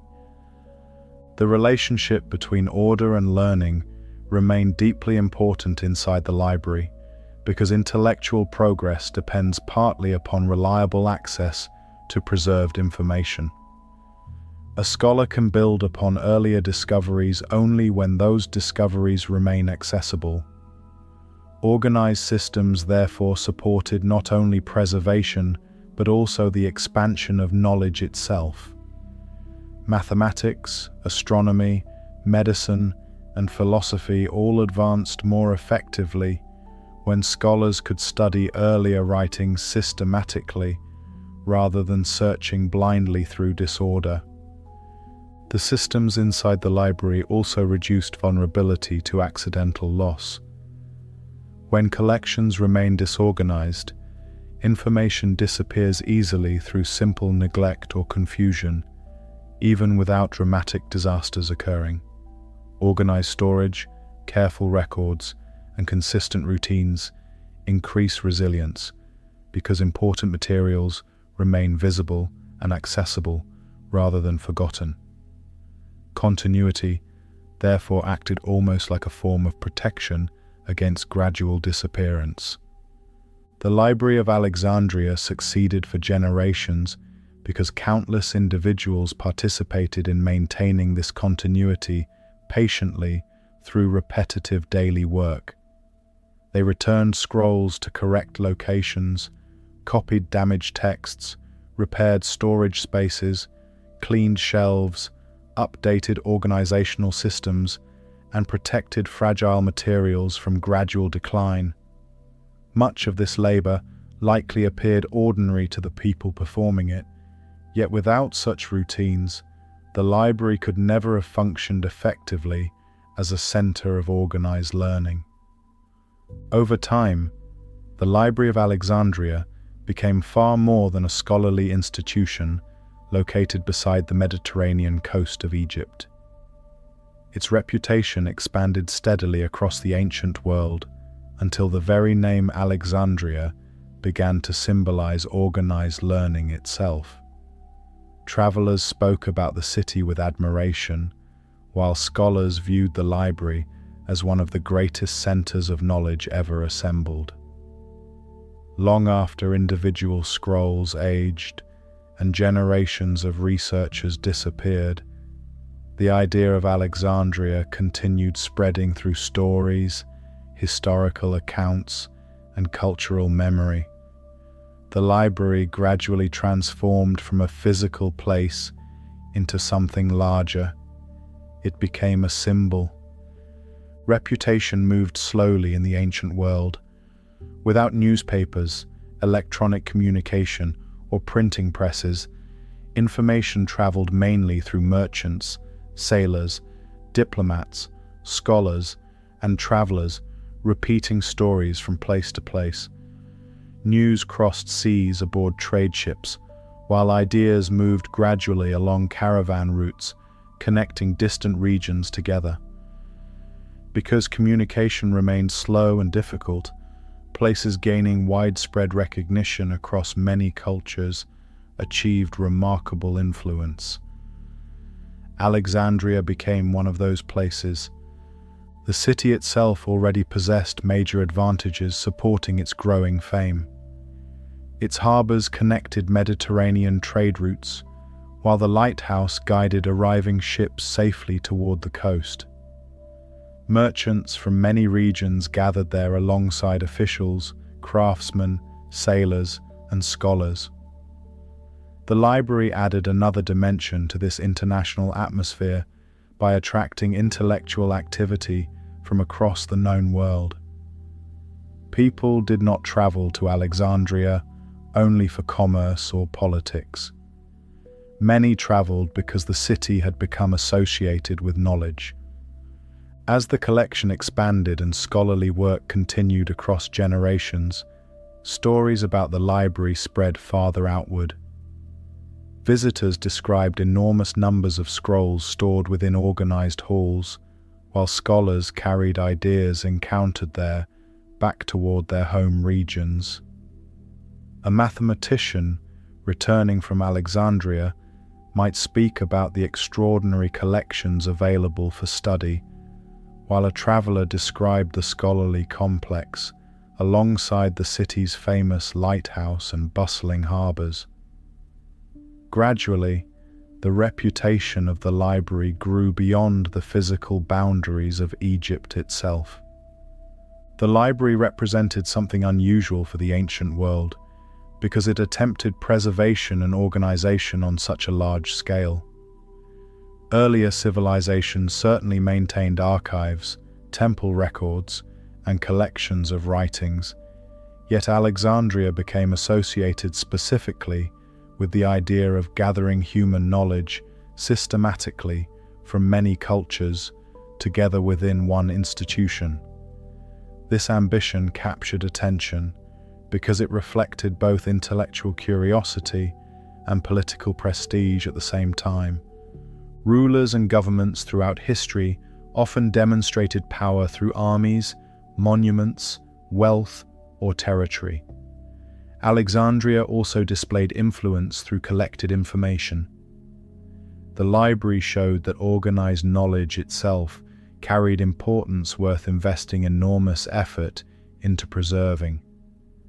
This connection between learning and prestige strengthened the city's identity further. Alexandria became known not only as a trade center, but as a place where scholarship held visible cultural value. People across surrounding regions began associating the library with learning almost automatically. The name Alexandria itself gradually evoked images of scholars reading scrolls beneath shaded halls, while scribes copied ancient texts beside carefully organized shelves. Even individuals who never visited the city personally may still have imagined it as a center where the accumulated understanding of many cultures rested together within one remarkable collection. The symbolic power of the library also came from its organization. Information arranged systematically appears more meaningful and enduring than scattered, isolated records. Alexandria represented the belief that knowledge could be gathered, protected, categorized, and studied within structured systems designed to survive across generations. This idea felt ambitious even in its own time, because preserving information at such scale required extraordinary coordination and maintenance. Part of this fascination came from the sheer difficulty of preserving knowledge in the ancient world. Every scroll represented physical labor involving papyrus production, writing, copying, organization, storage, and environmental protection. Information survived only through continuous human effort against time, decay, and disorder. A library attempting to gather and maintain enormous quantities of such fragile material therefore appeared deeply impressive to many observers. The library also influenced how people imagined organized information itself. Knowledge became something that could be collected deliberately rather than merely inherited accidentally. Scrolls from different cultures and subjects could exist side by side within one system, supporting comparison, research, and continued learning. This approach encouraged broader intellectual thinking because scholars gained access to ideas extending beyond local traditions alone. The reputation of the library spread especially strongly among scholars because access to large collections created opportunities unavailable elsewhere. A researcher working in a smaller, isolated city might possess only a limited number of texts connected to their field. Alexandria offered far broader access. Mathematical works, philosophical writings, geographic descriptions, medical observations, astronomical records, and literary texts all gathered together within one intellectual environment. This concentration of knowledge increased the library's prestige enormously. As centuries passed, Alexandria became a historical reference point whenever people discuss scholarship and preservation. Writers described the library in ways emphasizing both its scale and its symbolic importance. Even after the institution itself changed through time, its reputation continued surviving within cultural memory. The library became associated with humanity's broader desire to gather understanding together before it disappeared. The symbolic power of the library grew even stronger, partly because later generations recognized that much of the ancient world's knowledge had indeed disappeared over time. Lost texts, damaged collections, and incomplete historical records created a sense of mystery surrounding Alexandria. People began imagining forgotten discoveries or vanished writings once resting upon its shelves. Whether these ideas became exaggerated through legend mattered less than the emotional effect they produced. Alexandria came to symbolize both the ambition to preserve knowledge and the tragedy of how vulnerable that preservation could remain. The Library of Alexandria became famous not simply because it contained large numbers of scrolls, but because the people connected to it believed knowledge itself carried enormous value. This belief shaped the entire institution, from its organized storage systems to the scholarly work unfolding daily inside its halls. Scrolls required expensive materials, careful copying, protected storage, and constant maintenance. Scholars traveled long distances to study there, while rulers invested resources into supporting the collection. None of this effort would have existed without a deeper cultural understanding that preserved knowledge mattered greatly for the future. In the ancient world, information often determined survival and stability in very practical ways. Astronomy helped people understand seasonal patterns important for agriculture and navigation. Mathematics supported engineering, trade, architecture, and administration. Medical knowledge improved treatment of illness and injury, while geographic understanding assisted travel, communication, and political organization. Philosophy shaped ethics, education, and systems of reasoning used to examine the world more carefully. Knowledge therefore carried direct value beyond intellectual curiosity alone.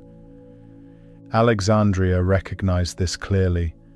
The library's organized systems reflected the understanding that preserving information strengthened society itself. Scrolls were not treated merely as decorative objects or symbols of wealth. They functioned as tools supporting learning, administration, research, memory, and cultural continuity across generations. Every carefully copied text represented an investment in future understanding. The organization of knowledge inside the library also revealed an important shift in how people approached information. Earlier societies preserved records and traditions in many forms, yet Alexandria emphasized deliberate, systematic collection on an enormous scale. Information became something that could be gathered, categorized, studied, and compared across different cultures and subjects. This approach encouraged broader intellectual connections because scholars gained access to writings extending far beyond their own local traditions. The value placed upon learning also strengthened Alexandria's influence across the ancient world. People associated the city with scholarship because organized information increased intellectual prestige. A ruler demonstrating support for learning could project cultural strength alongside political or economic power. In this sense, knowledge became connected to reputation as well as practical usefulness. Alexandria showed surrounding regions that preserving and studying information could elevate the importance of an entire city. Study systems inside the library supported this broader intellectual culture. Scholars did not simply read texts individually in isolation. They compared ideas, debated interpretations, taught students, copied aging works, and expanded earlier observations through continued research. Organized access to preserved writings allowed scholars to build upon previous generations rather than beginning from nothing repeatedly. The library therefore acted as both a storage center and a working environment supporting ongoing intellectual growth. The value placed upon preservation also reflected awareness of how easily information could disappear. Papyrus scrolls remained fragile despite careful storage conditions. Fire, moisture, neglect, political instability, insects, or simple aging threatened collections constantly. A lost text might remove generations of observations or reasoning permanently from human memory. Scholars therefore understood that preservation required active effort rather than passive hope. The influence of Alexandria extended beyond the city because scholars carried ideas outward again through travel and teaching. A philosopher studying within the library might later return home with copied texts and new interpretations, while a mathematician shared calculations refined through access to larger collections. The library therefore acted almost like a central exchange point where knowledge entered, expanded, and spread outward again through connected scholarly networks. Historical memory gradually reinforced the importance of Alexandria as well. Over time, writers and scholars referred to the library as a symbol of organized learning and intellectual ambition. Its reputation survived because people recognized that gathering and preserving knowledge required extraordinary dedication. The institution came to represent humanity's broader desire to understand the world and protect that understanding against forgetting. The scholars working there likely viewed knowledge not as something finished or complete, but as something capable of continuous growth. Earlier generations provided foundations, while current scholars expanded understanding further through observation and debate. Astronomy evolved through repeated sky observations, while philosophy changed through discussion and interpretation. Geography improved as trade and exploration revealed new information about distant regions. Preserved texts therefore acted as starting points for future inquiry rather than final unchanging answers. The value of organized information also influenced how people understood civilization itself. Cities preserving learning often appeared more stable and sophisticated than places where knowledge remained fragmented or poorly maintained. Libraries demonstrated long-term thinking because they protected information for future generations who might not yet even exist. Supporting scholarship therefore became connected with ideas of cultural continuity and historical importance. The library influenced perception because it demonstrated what organized knowledge could accomplish when preserved carefully over long periods of time. People across surrounding regions recognized Alexandria as a place where learning held visible importance. The city became associated not only with trade or political power, but with scholarship itself. This connection strengthened the symbolic role of the library throughout later historical memory. Within its carefully maintained halls, knowledge was valued because it represented memory, inquiry, continuity, and possibility all at once. Every preserved scroll carried the hope that human understanding could extend beyond the limits of individual lives and continue growing across generations yet to come. For generations, the Library of Alexandria stood as one of the ancient world's greatest centers of organized learning. Scrolls filled carefully maintained storage rooms, while scholars studied mathematics, astronomy, philosophy, medicine, geography, and literature within the scholarly complex. The institution became famous across surrounding regions because it represented humanity's effort to gather and preserve knowledge against the passing of time. Yet despite all of this organization and care, the library remained vulnerable. No structure, collection, or institution survives unchanged forever. Over long periods of time, gradual decline began affecting Alexandria through a combination of damage, instability, changing priorities, and interrupted preservation. Many modern people imagine the destruction of the library as a single dramatic event where flames suddenly consumed every scroll at once beneath dark skies and collapsing walls. The historical reality was likely far more gradual and complex. Ancient institutions rarely disappear in one simple moment. More often, they weaken slowly through repeated losses, reduced maintenance, political change, environmental damage, economic instability, conflict, and shifting cultural priorities. Alexandria probably experienced this slower pattern of decline over many generations rather than one final instant alone. The library existed within a large active city connected to trade, government, and political power. As long as rulers continued supporting scholarship and preservation, the institution maintained resources necessary for copying texts, repairing damage, organizing collections, and protecting storage areas. Yet political conditions in the ancient world changed constantly. Leadership shifted, while conflicts disrupted stability across regions connected through trade and administration. Every period of uncertainty increased risk for institutions depending upon organized long-term support. Damage affected stored materials gradually as well. Papyrus remained fragile despite careful preservation systems. Scrolls aged continuously, while repeated handling weakened fibers over time.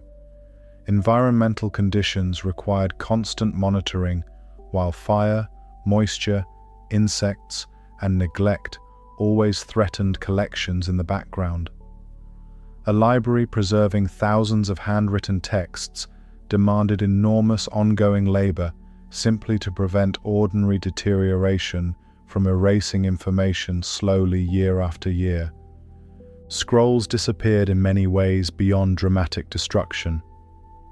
A neglected text could become unreadable through ordinary aging if replacement copies were not produced in time. Fire might damage certain sections of a collection while leaving others intact. Political instability could interrupt scholarly work and reduce funding for preservation. Materials removed from organized storage sometimes vanished through confusion, theft, or simple neglect. Knowledge often disappears quietly rather than suddenly. The loss of scrolls carried deeper consequences than the disappearance of physical objects alone.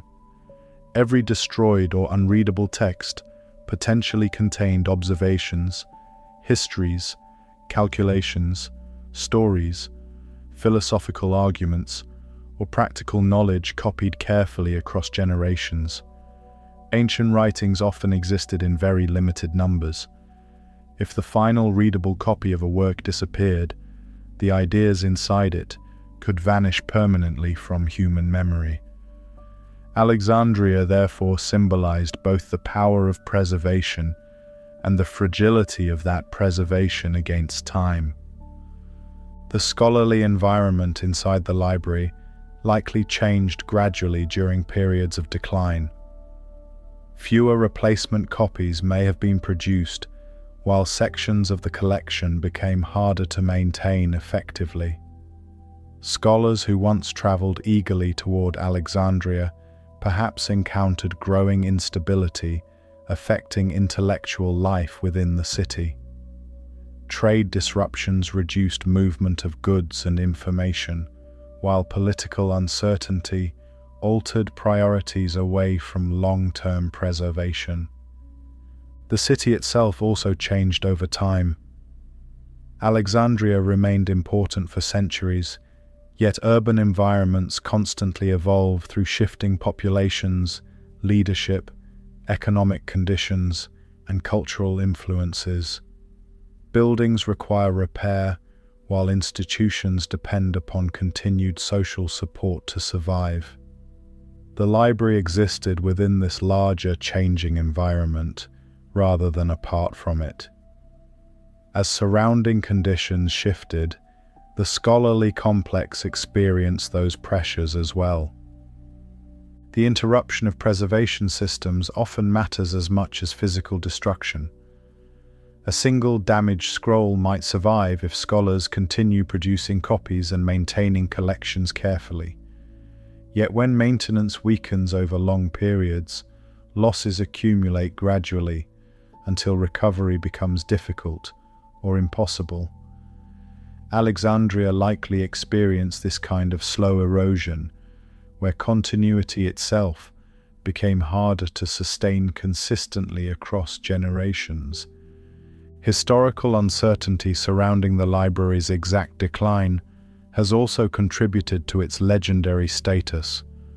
Modern historians continue debating details involving which events caused specific losses and how much of the collection survived during different periods. This uncertainty creates a sense of mystery around the library, because no complete record remains describing every stage of its decline clearly. The incomplete nature of the evidence mirrors the larger theme of lost knowledge itself.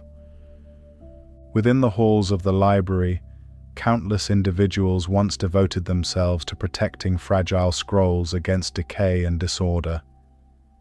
Yet over time, interruptions spread through the systems supporting that protection. Damage accumulated, while preservation weakened, and knowledge slowly became harder to preserve completely. The beginning of decline did not arrive as one sudden ending. It emerged gradually through many small losses unfolding across the passing centuries. As the centuries passed, the systems that once protected the Library of Alexandria with such careful organization slowly weakened under the pressure of time, instability, and repeated interruption. The decline of the library did not simply involve damaged walls or missing scrolls. More importantly, it involved the gradual failure of preservation itself. The routines that once maintained continuity across generations became harder to sustain consistently. Copying slowed, collections fragmented, storage systems weakened. Knowledge that had once been carefully protected inside organized halls became increasingly vulnerable to disappearance. Preservation only succeeds when human beings continue supporting it actively. Scrolls do not repair themselves. Buildings do not maintain themselves. Knowledge survives because people devote labor, resources, attention, and stability toward protecting it over long periods of time. Alexandria had once possessed these systems in remarkable strength. Scholars copied aging texts, while caretakers protected storage areas, and organizers maintained order among the growing collections. Yet when these interconnected systems weaken gradually, preservation begins failing piece by piece. The interruption of preservation created consequences extending far beyond the physical library itself. Every missing or unreadable text represented a break in continuity between generations. A destroyed scroll containing astronomical observations might erase records accumulated over decades of study. A damaged philosophical work could remove arguments and interpretations future scholars would never encounter again. Histories vanished, while medical writings disappeared, and literary works faded into silence. The loss of knowledge often occurs quietly, without dramatic visible moments, announcing what has disappeared forever. The structure of the library itself changed gradually over time as political leadership, economic conditions, and cultural priorities shifted within the city. Institutions depend heavily upon stable support from surrounding societies. When governments weaken or priorities change, preservation systems often suffer first because maintenance requires continuous long-term investment. Alexandria likely experienced repeated periods where resources necessary for copying, organizing, repairing, and protecting collections became less reliable than before. One reason preservation failed gradually rather than instantly involves the fragile nature of ancient materials themselves. Papyrus deteriorates continuously through age and handling even under favorable conditions. Successful preservation therefore depended heavily upon regular replacement copying. Once interruptions reduced this copying process, losses accelerated naturally because aging originals eventually became unreadable. A library containing thousands of scrolls required enormous coordinated labor simply to maintain stability against ordinary decay. Political instability also contributed to interruption. Ancient cities experienced shifting rulers, conflicts, economic disruptions, and changing social priorities repeatedly across long periods of time. Libraries thrive best within stable environments, supporting education, preservation, and scholarly activity consistently across generations. When instability spreads through surrounding society, institutions dependent upon organization and continuity become increasingly vulnerable. The failure of preservation often appears invisible at first because losses accumulate gradually. A damaged roof introduces moisture into one storage area, while a delayed replacement copy allows another text to deteriorate further. A missing administrator weakens organizational consistency, while reduced funding limits maintenance work across the complex. None of these changes alone destroys an institution immediately, yet together they create slow erosion, difficult to reverse once established. At the same time, some knowledge survived precisely because earlier preservation efforts had once succeeded. Copies of certain texts traveled outward into other regions before losses occurred within Alexandria itself. Scholars in distant cities preserved fragments of ideas originally connected to broader intellectual traditions, circulating through the ancient Mediterranean world. Preservation therefore failed unevenly rather than completely.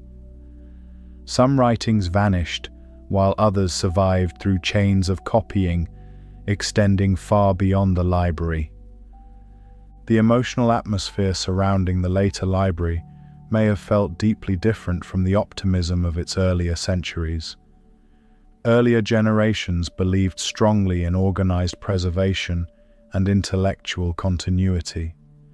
Later caretakers perhaps worked increasingly against decline they could already sense but not fully stop. Scrolls continued aging, while buildings required repair and political conditions shifted around them. Preservation became more difficult precisely because continuity itself had weakened.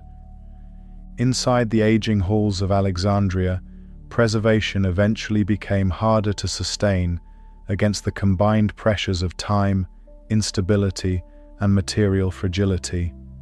Scrolls disappeared, while organizational systems weakened and continuity fractured across generations.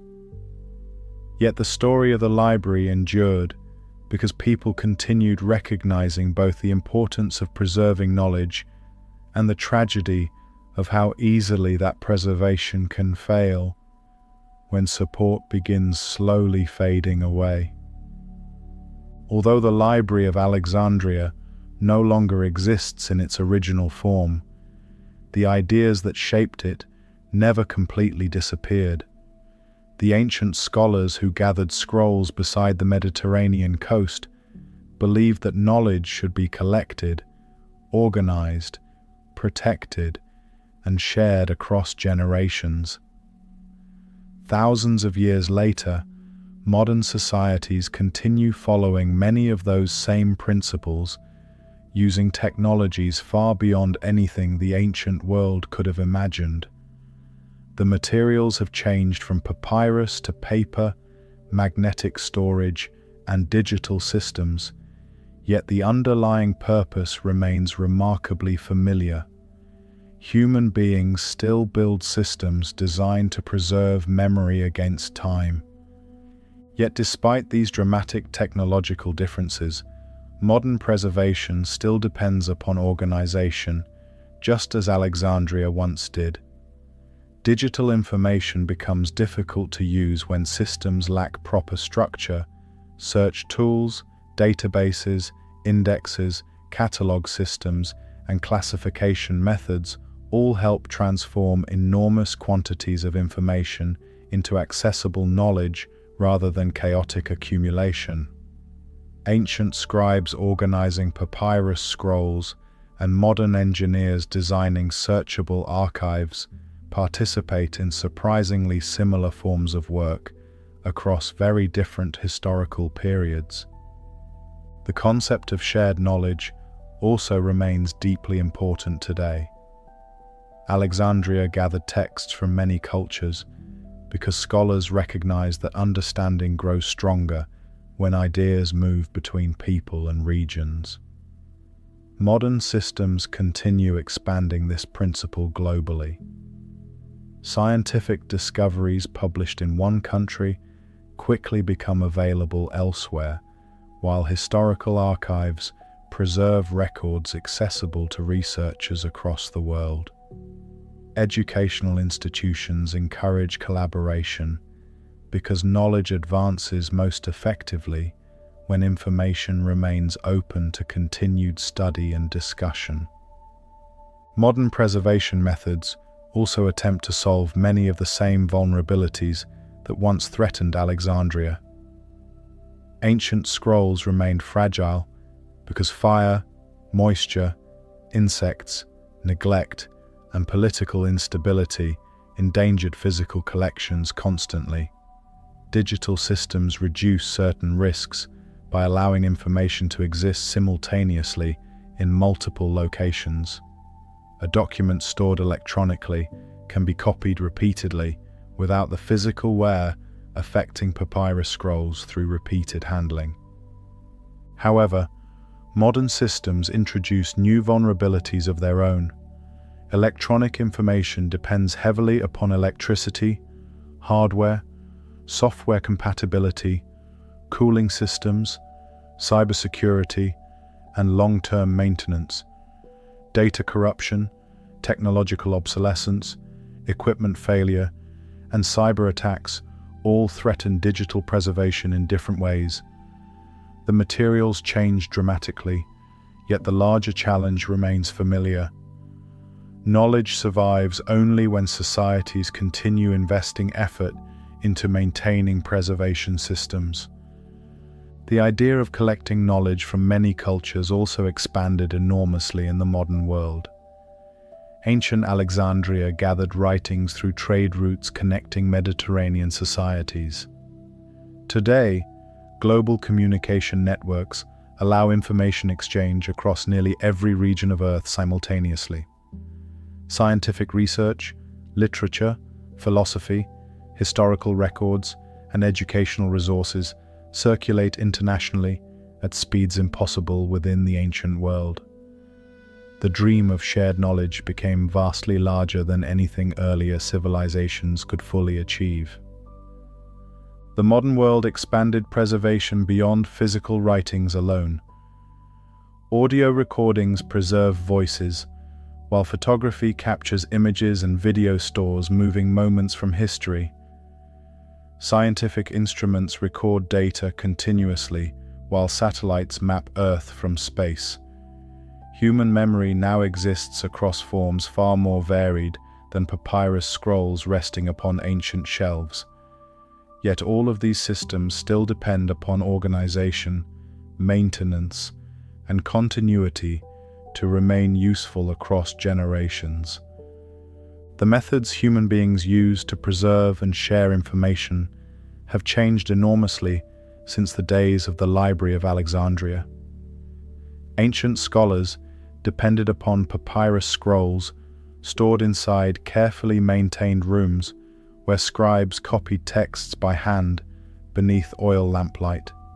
Modern societies now preserve knowledge through printed books, digital archives, satellites, cloud storage systems, fiber optic cables, and global communication networks connecting billions of people together almost instantly. Yet despite these dramatic changes in technology, the deeper purpose behind preservation remains strikingly familiar. Human beings still collect information because they want understanding to survive beyond the limits of individual memory and individual lifetimes. Inside Alexandria, organized systems supported learning by making scrolls accessible for scholars studying mathematics, astronomy, philosophy, medicine, geography, and literature. The physical arrangement of knowledge mattered greatly because retrieval depended entirely upon shelves, records, storage rooms, and human organization. A scholar searching for a text required assistance from systems carefully maintained across generations. Without structure, valuable information could disappear inside confusion, even while physically remaining present somewhere within the collection. Learning itself also evolved as information systems expanded. Ancient scholars often traveled enormous distances to access major collections because knowledge remained concentrated within relatively few centers. A person seeking specialized writings might spend weeks or months journeying toward Alexandria by sea or caravan. Today, information moves directly toward individuals through digital communication systems operating continuously across the world. Students can access research, books, historical records, and educational material from distant countries almost instantly through connected devices. This transformation changed not only the speed of communication, but also the scale of preserved knowledge. Ancient libraries stored physical texts, requiring considerable labor to produce and maintain. Modern societies now generate information constantly through computers, cameras, scientific instruments, satellites, and communication networks. Every day, enormous quantities of new data enter digital systems where they become searchable, shareable, and reproducible almost immediately. Systems evolved over time because every method of preservation introduced both strengths and weaknesses. Papyrus scrolls could survive for centuries within dry, stable environments, yet they remained vulnerable to fire, moisture, insects, aging, and physical damage. Printed books increased durability and allowed wider distribution after the development of printing technologies.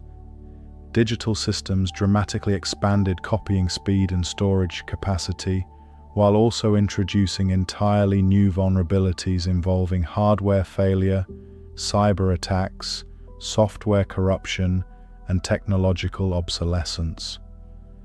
The purpose of organized learning remains deeply connected to continuity as well. Knowledge grows most effectively when earlier discoveries remain accessible rather than disappearing repeatedly through loss or neglect. Alexandria demonstrated this principle clearly through its efforts to gather and preserve texts from many cultures together. Modern systems expanded that ambition globally by connecting information networks across nearly every region of Earth. There's also something emotionally meaningful about humanity's continued effort to preserve memory against time. Ancient scribes copied fragile scrolls carefully by hand, while modern archivists maintain digital backups and historical collections through sophisticated technologies. Both reflect the same underlying recognition that information disappears easily without active protection. Preservation therefore becomes a form of care directed toward future generations, who may depend upon knowledge preserved long before their own lifetimes begin. The story of the Library of Alexandria was never only about scholars or famous writings. It was also a story about materials, systems, buildings, labor, and the enormous human effort required to preserve knowledge across generations. Every scroll resting inside the library represented a chain of connected work stretching far beyond the quiet reading rooms where scholars studied mathematics, astronomy, philosophy, medicine, geography, and literature. Papyrus had to be harvested beside the Nile. Ink required preparation, while scribes copied texts carefully by hand. Builders constructed storage halls, while organizers maintained order among growing collections. Alexandria became legendary because countless individuals contributed toward the same larger purpose. They wanted knowledge to survive. Papyrus formed the physical foundation beneath the library's entire intellectual system. Without reliable writing material, organized preservation on such scale would have remained impossible. Tall green reeds growing beside Egyptian waterways eventually became smooth writing surfaces, carrying observations, histories, calculations, poems, philosophical arguments, and scientific ideas across centuries. The transformation feels remarkable when imagined closely. A plant rooted in wet soil beneath the Egyptian sun could eventually preserve human thought long after the people writing those thoughts disappeared. The process required extensive craftsmanship. Workers harvested papyrus stems carefully before slicing the soft interior into strips layered together under pressure. Drying and preparation produced sheets suitable for writing, while additional labor joined these sheets into longer scrolls. Every stage demanded skill because poorly prepared material weakened preservation from the beginning. A single durable scroll therefore already represented considerable effort before any writing even appeared upon its surface. Once prepared, These materials entered the library's larger preservation system, where organization became equally important. Scrolls placed carelessly inside crowded storage rooms risked damage, confusion, or complete loss. Alexandria therefore developed systems supporting retrieval, categorization, maintenance, and continuity across generations. Shelves, records, storage areas, and administrative routines transformed enormous collections of fragile papyrus into accessible knowledge, supporting scholarship and learning. The relationship between material and organization shaped the entire institution. Papyrus scrolls remained vulnerable to moisture, fire, insects, rough handling, and ordinary aging. Architecture protected materials from environmental damage, while storage systems reduced unnecessary wear through careful arrangement.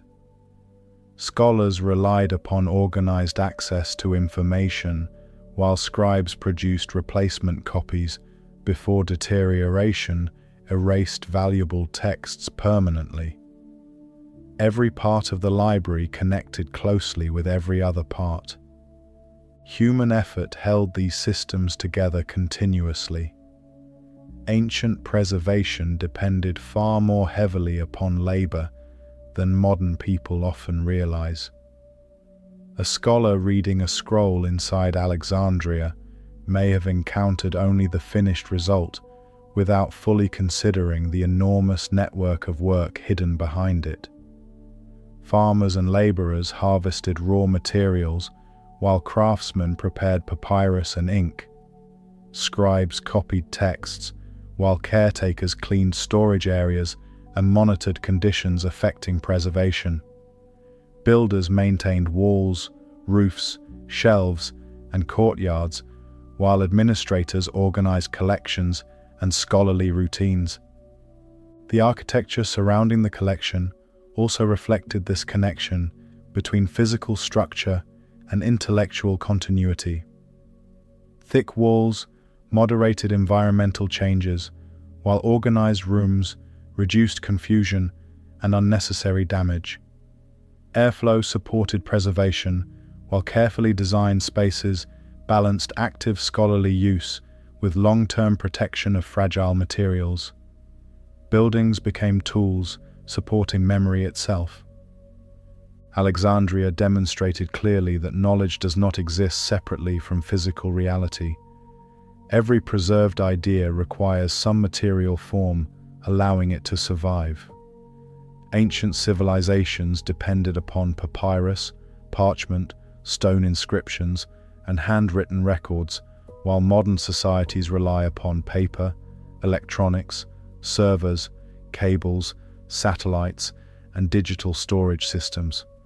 The technologies changed dramatically, yet information still depends upon infrastructure and maintenance just as strongly as it did thousands of years ago.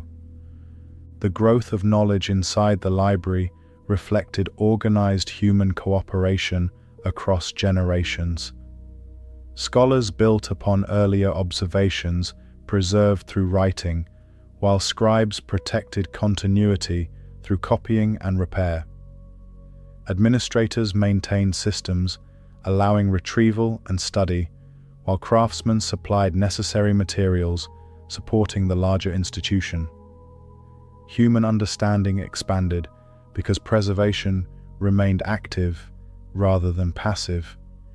At the same time, the library also demonstrated the extraordinary results human beings can achieve through coordinated effort directed toward learning and preservation.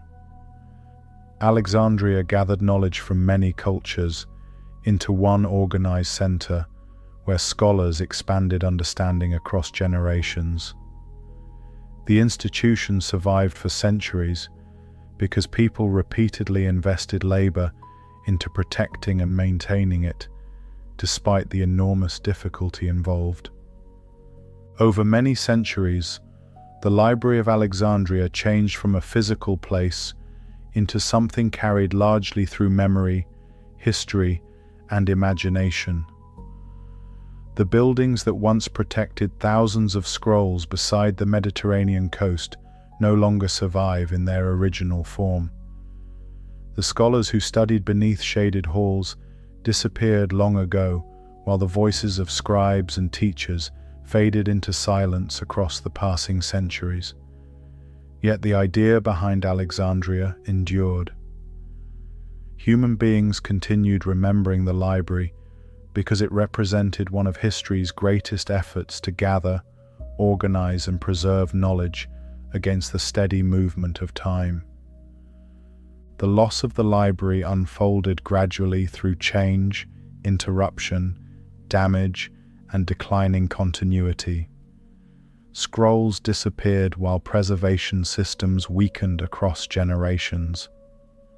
Buildings aged while political and cultural conditions shifted repeatedly around the institution. Knowledge once carefully protected inside organized storage rooms became harder to maintain completely as the structures supporting preservation slowly failed.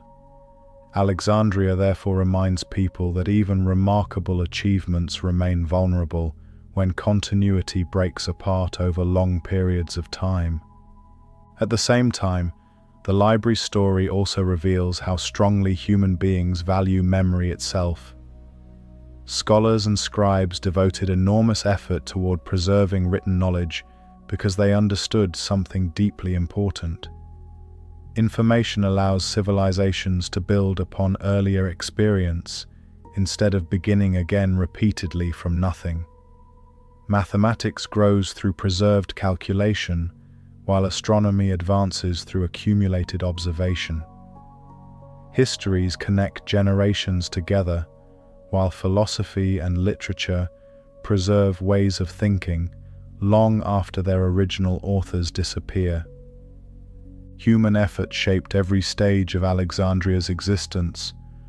Workers harvested papyrus beside the Nile, while craftsmen prepared writing materials and ink. Builders constructed halls and storage rooms, while scribes copied fragile texts, line by line beneath oil lamplight. Scholars organized collections, debated ideas, and expanded understanding through continued inquiry. Caretakers protected scrolls against moisture, insects, fire, and decay, while administrators maintained systems supporting retrieval and continuity. The library survived because countless individuals repeated these efforts steadily across generations. The story of Alexandria therefore belongs not only to famous scholars or rulers, but also to the many ordinary people whose labor supported preservation quietly behind the scenes. Every repaired shelf, every copied scroll, and every organized storage room contributed toward protecting human knowledge against disappearance. Much of this work likely appeared routine at the time, yet together it created one of history's most influential intellectual institutions. The loss of the library also left history incomplete. Some ancient writings vanished permanently when preservation failed, while other texts survived only in fragments copied elsewhere, before decline interrupted continuity completely. Historians today continue piecing together surviving evidence, attempting to understand what Alexandria once contained and how it functioned across different periods. This incomplete picture creates much of the mystery surrounding the library, because people naturally wonder what ideas, observations, histories, and discoveries may have disappeared forever. Yet despite these losses, the larger influence of Alexandria survived remarkably well. The library shaped how later civilizations understood organized learning, preservation, and scholarship. Universities, archives, museums, and modern libraries continue reflecting principles that Alexandria helped demonstrate on large scale long ago. Knowledge should be collected carefully. Information should remain organized and accessible, Preservation requires active maintenance across generations. Human understanding grows most effectively when earlier discoveries survive for future people to examine and expand further. The ancient halls of Alexandria may no longer stand beside the Mediterranean, filled with shelves of papyrus scrolls and the quiet sound of scribes at work. Yet the deeper purpose behind the library endured far beyond the life of the institution itself. Across centuries of change, human beings continued searching for ways to preserve memory, protect knowledge, and carry understanding safely into the future. Thank you for listening to the Sleepy Mind channel. I hope you enjoyed learning about the lost library of Alexandria.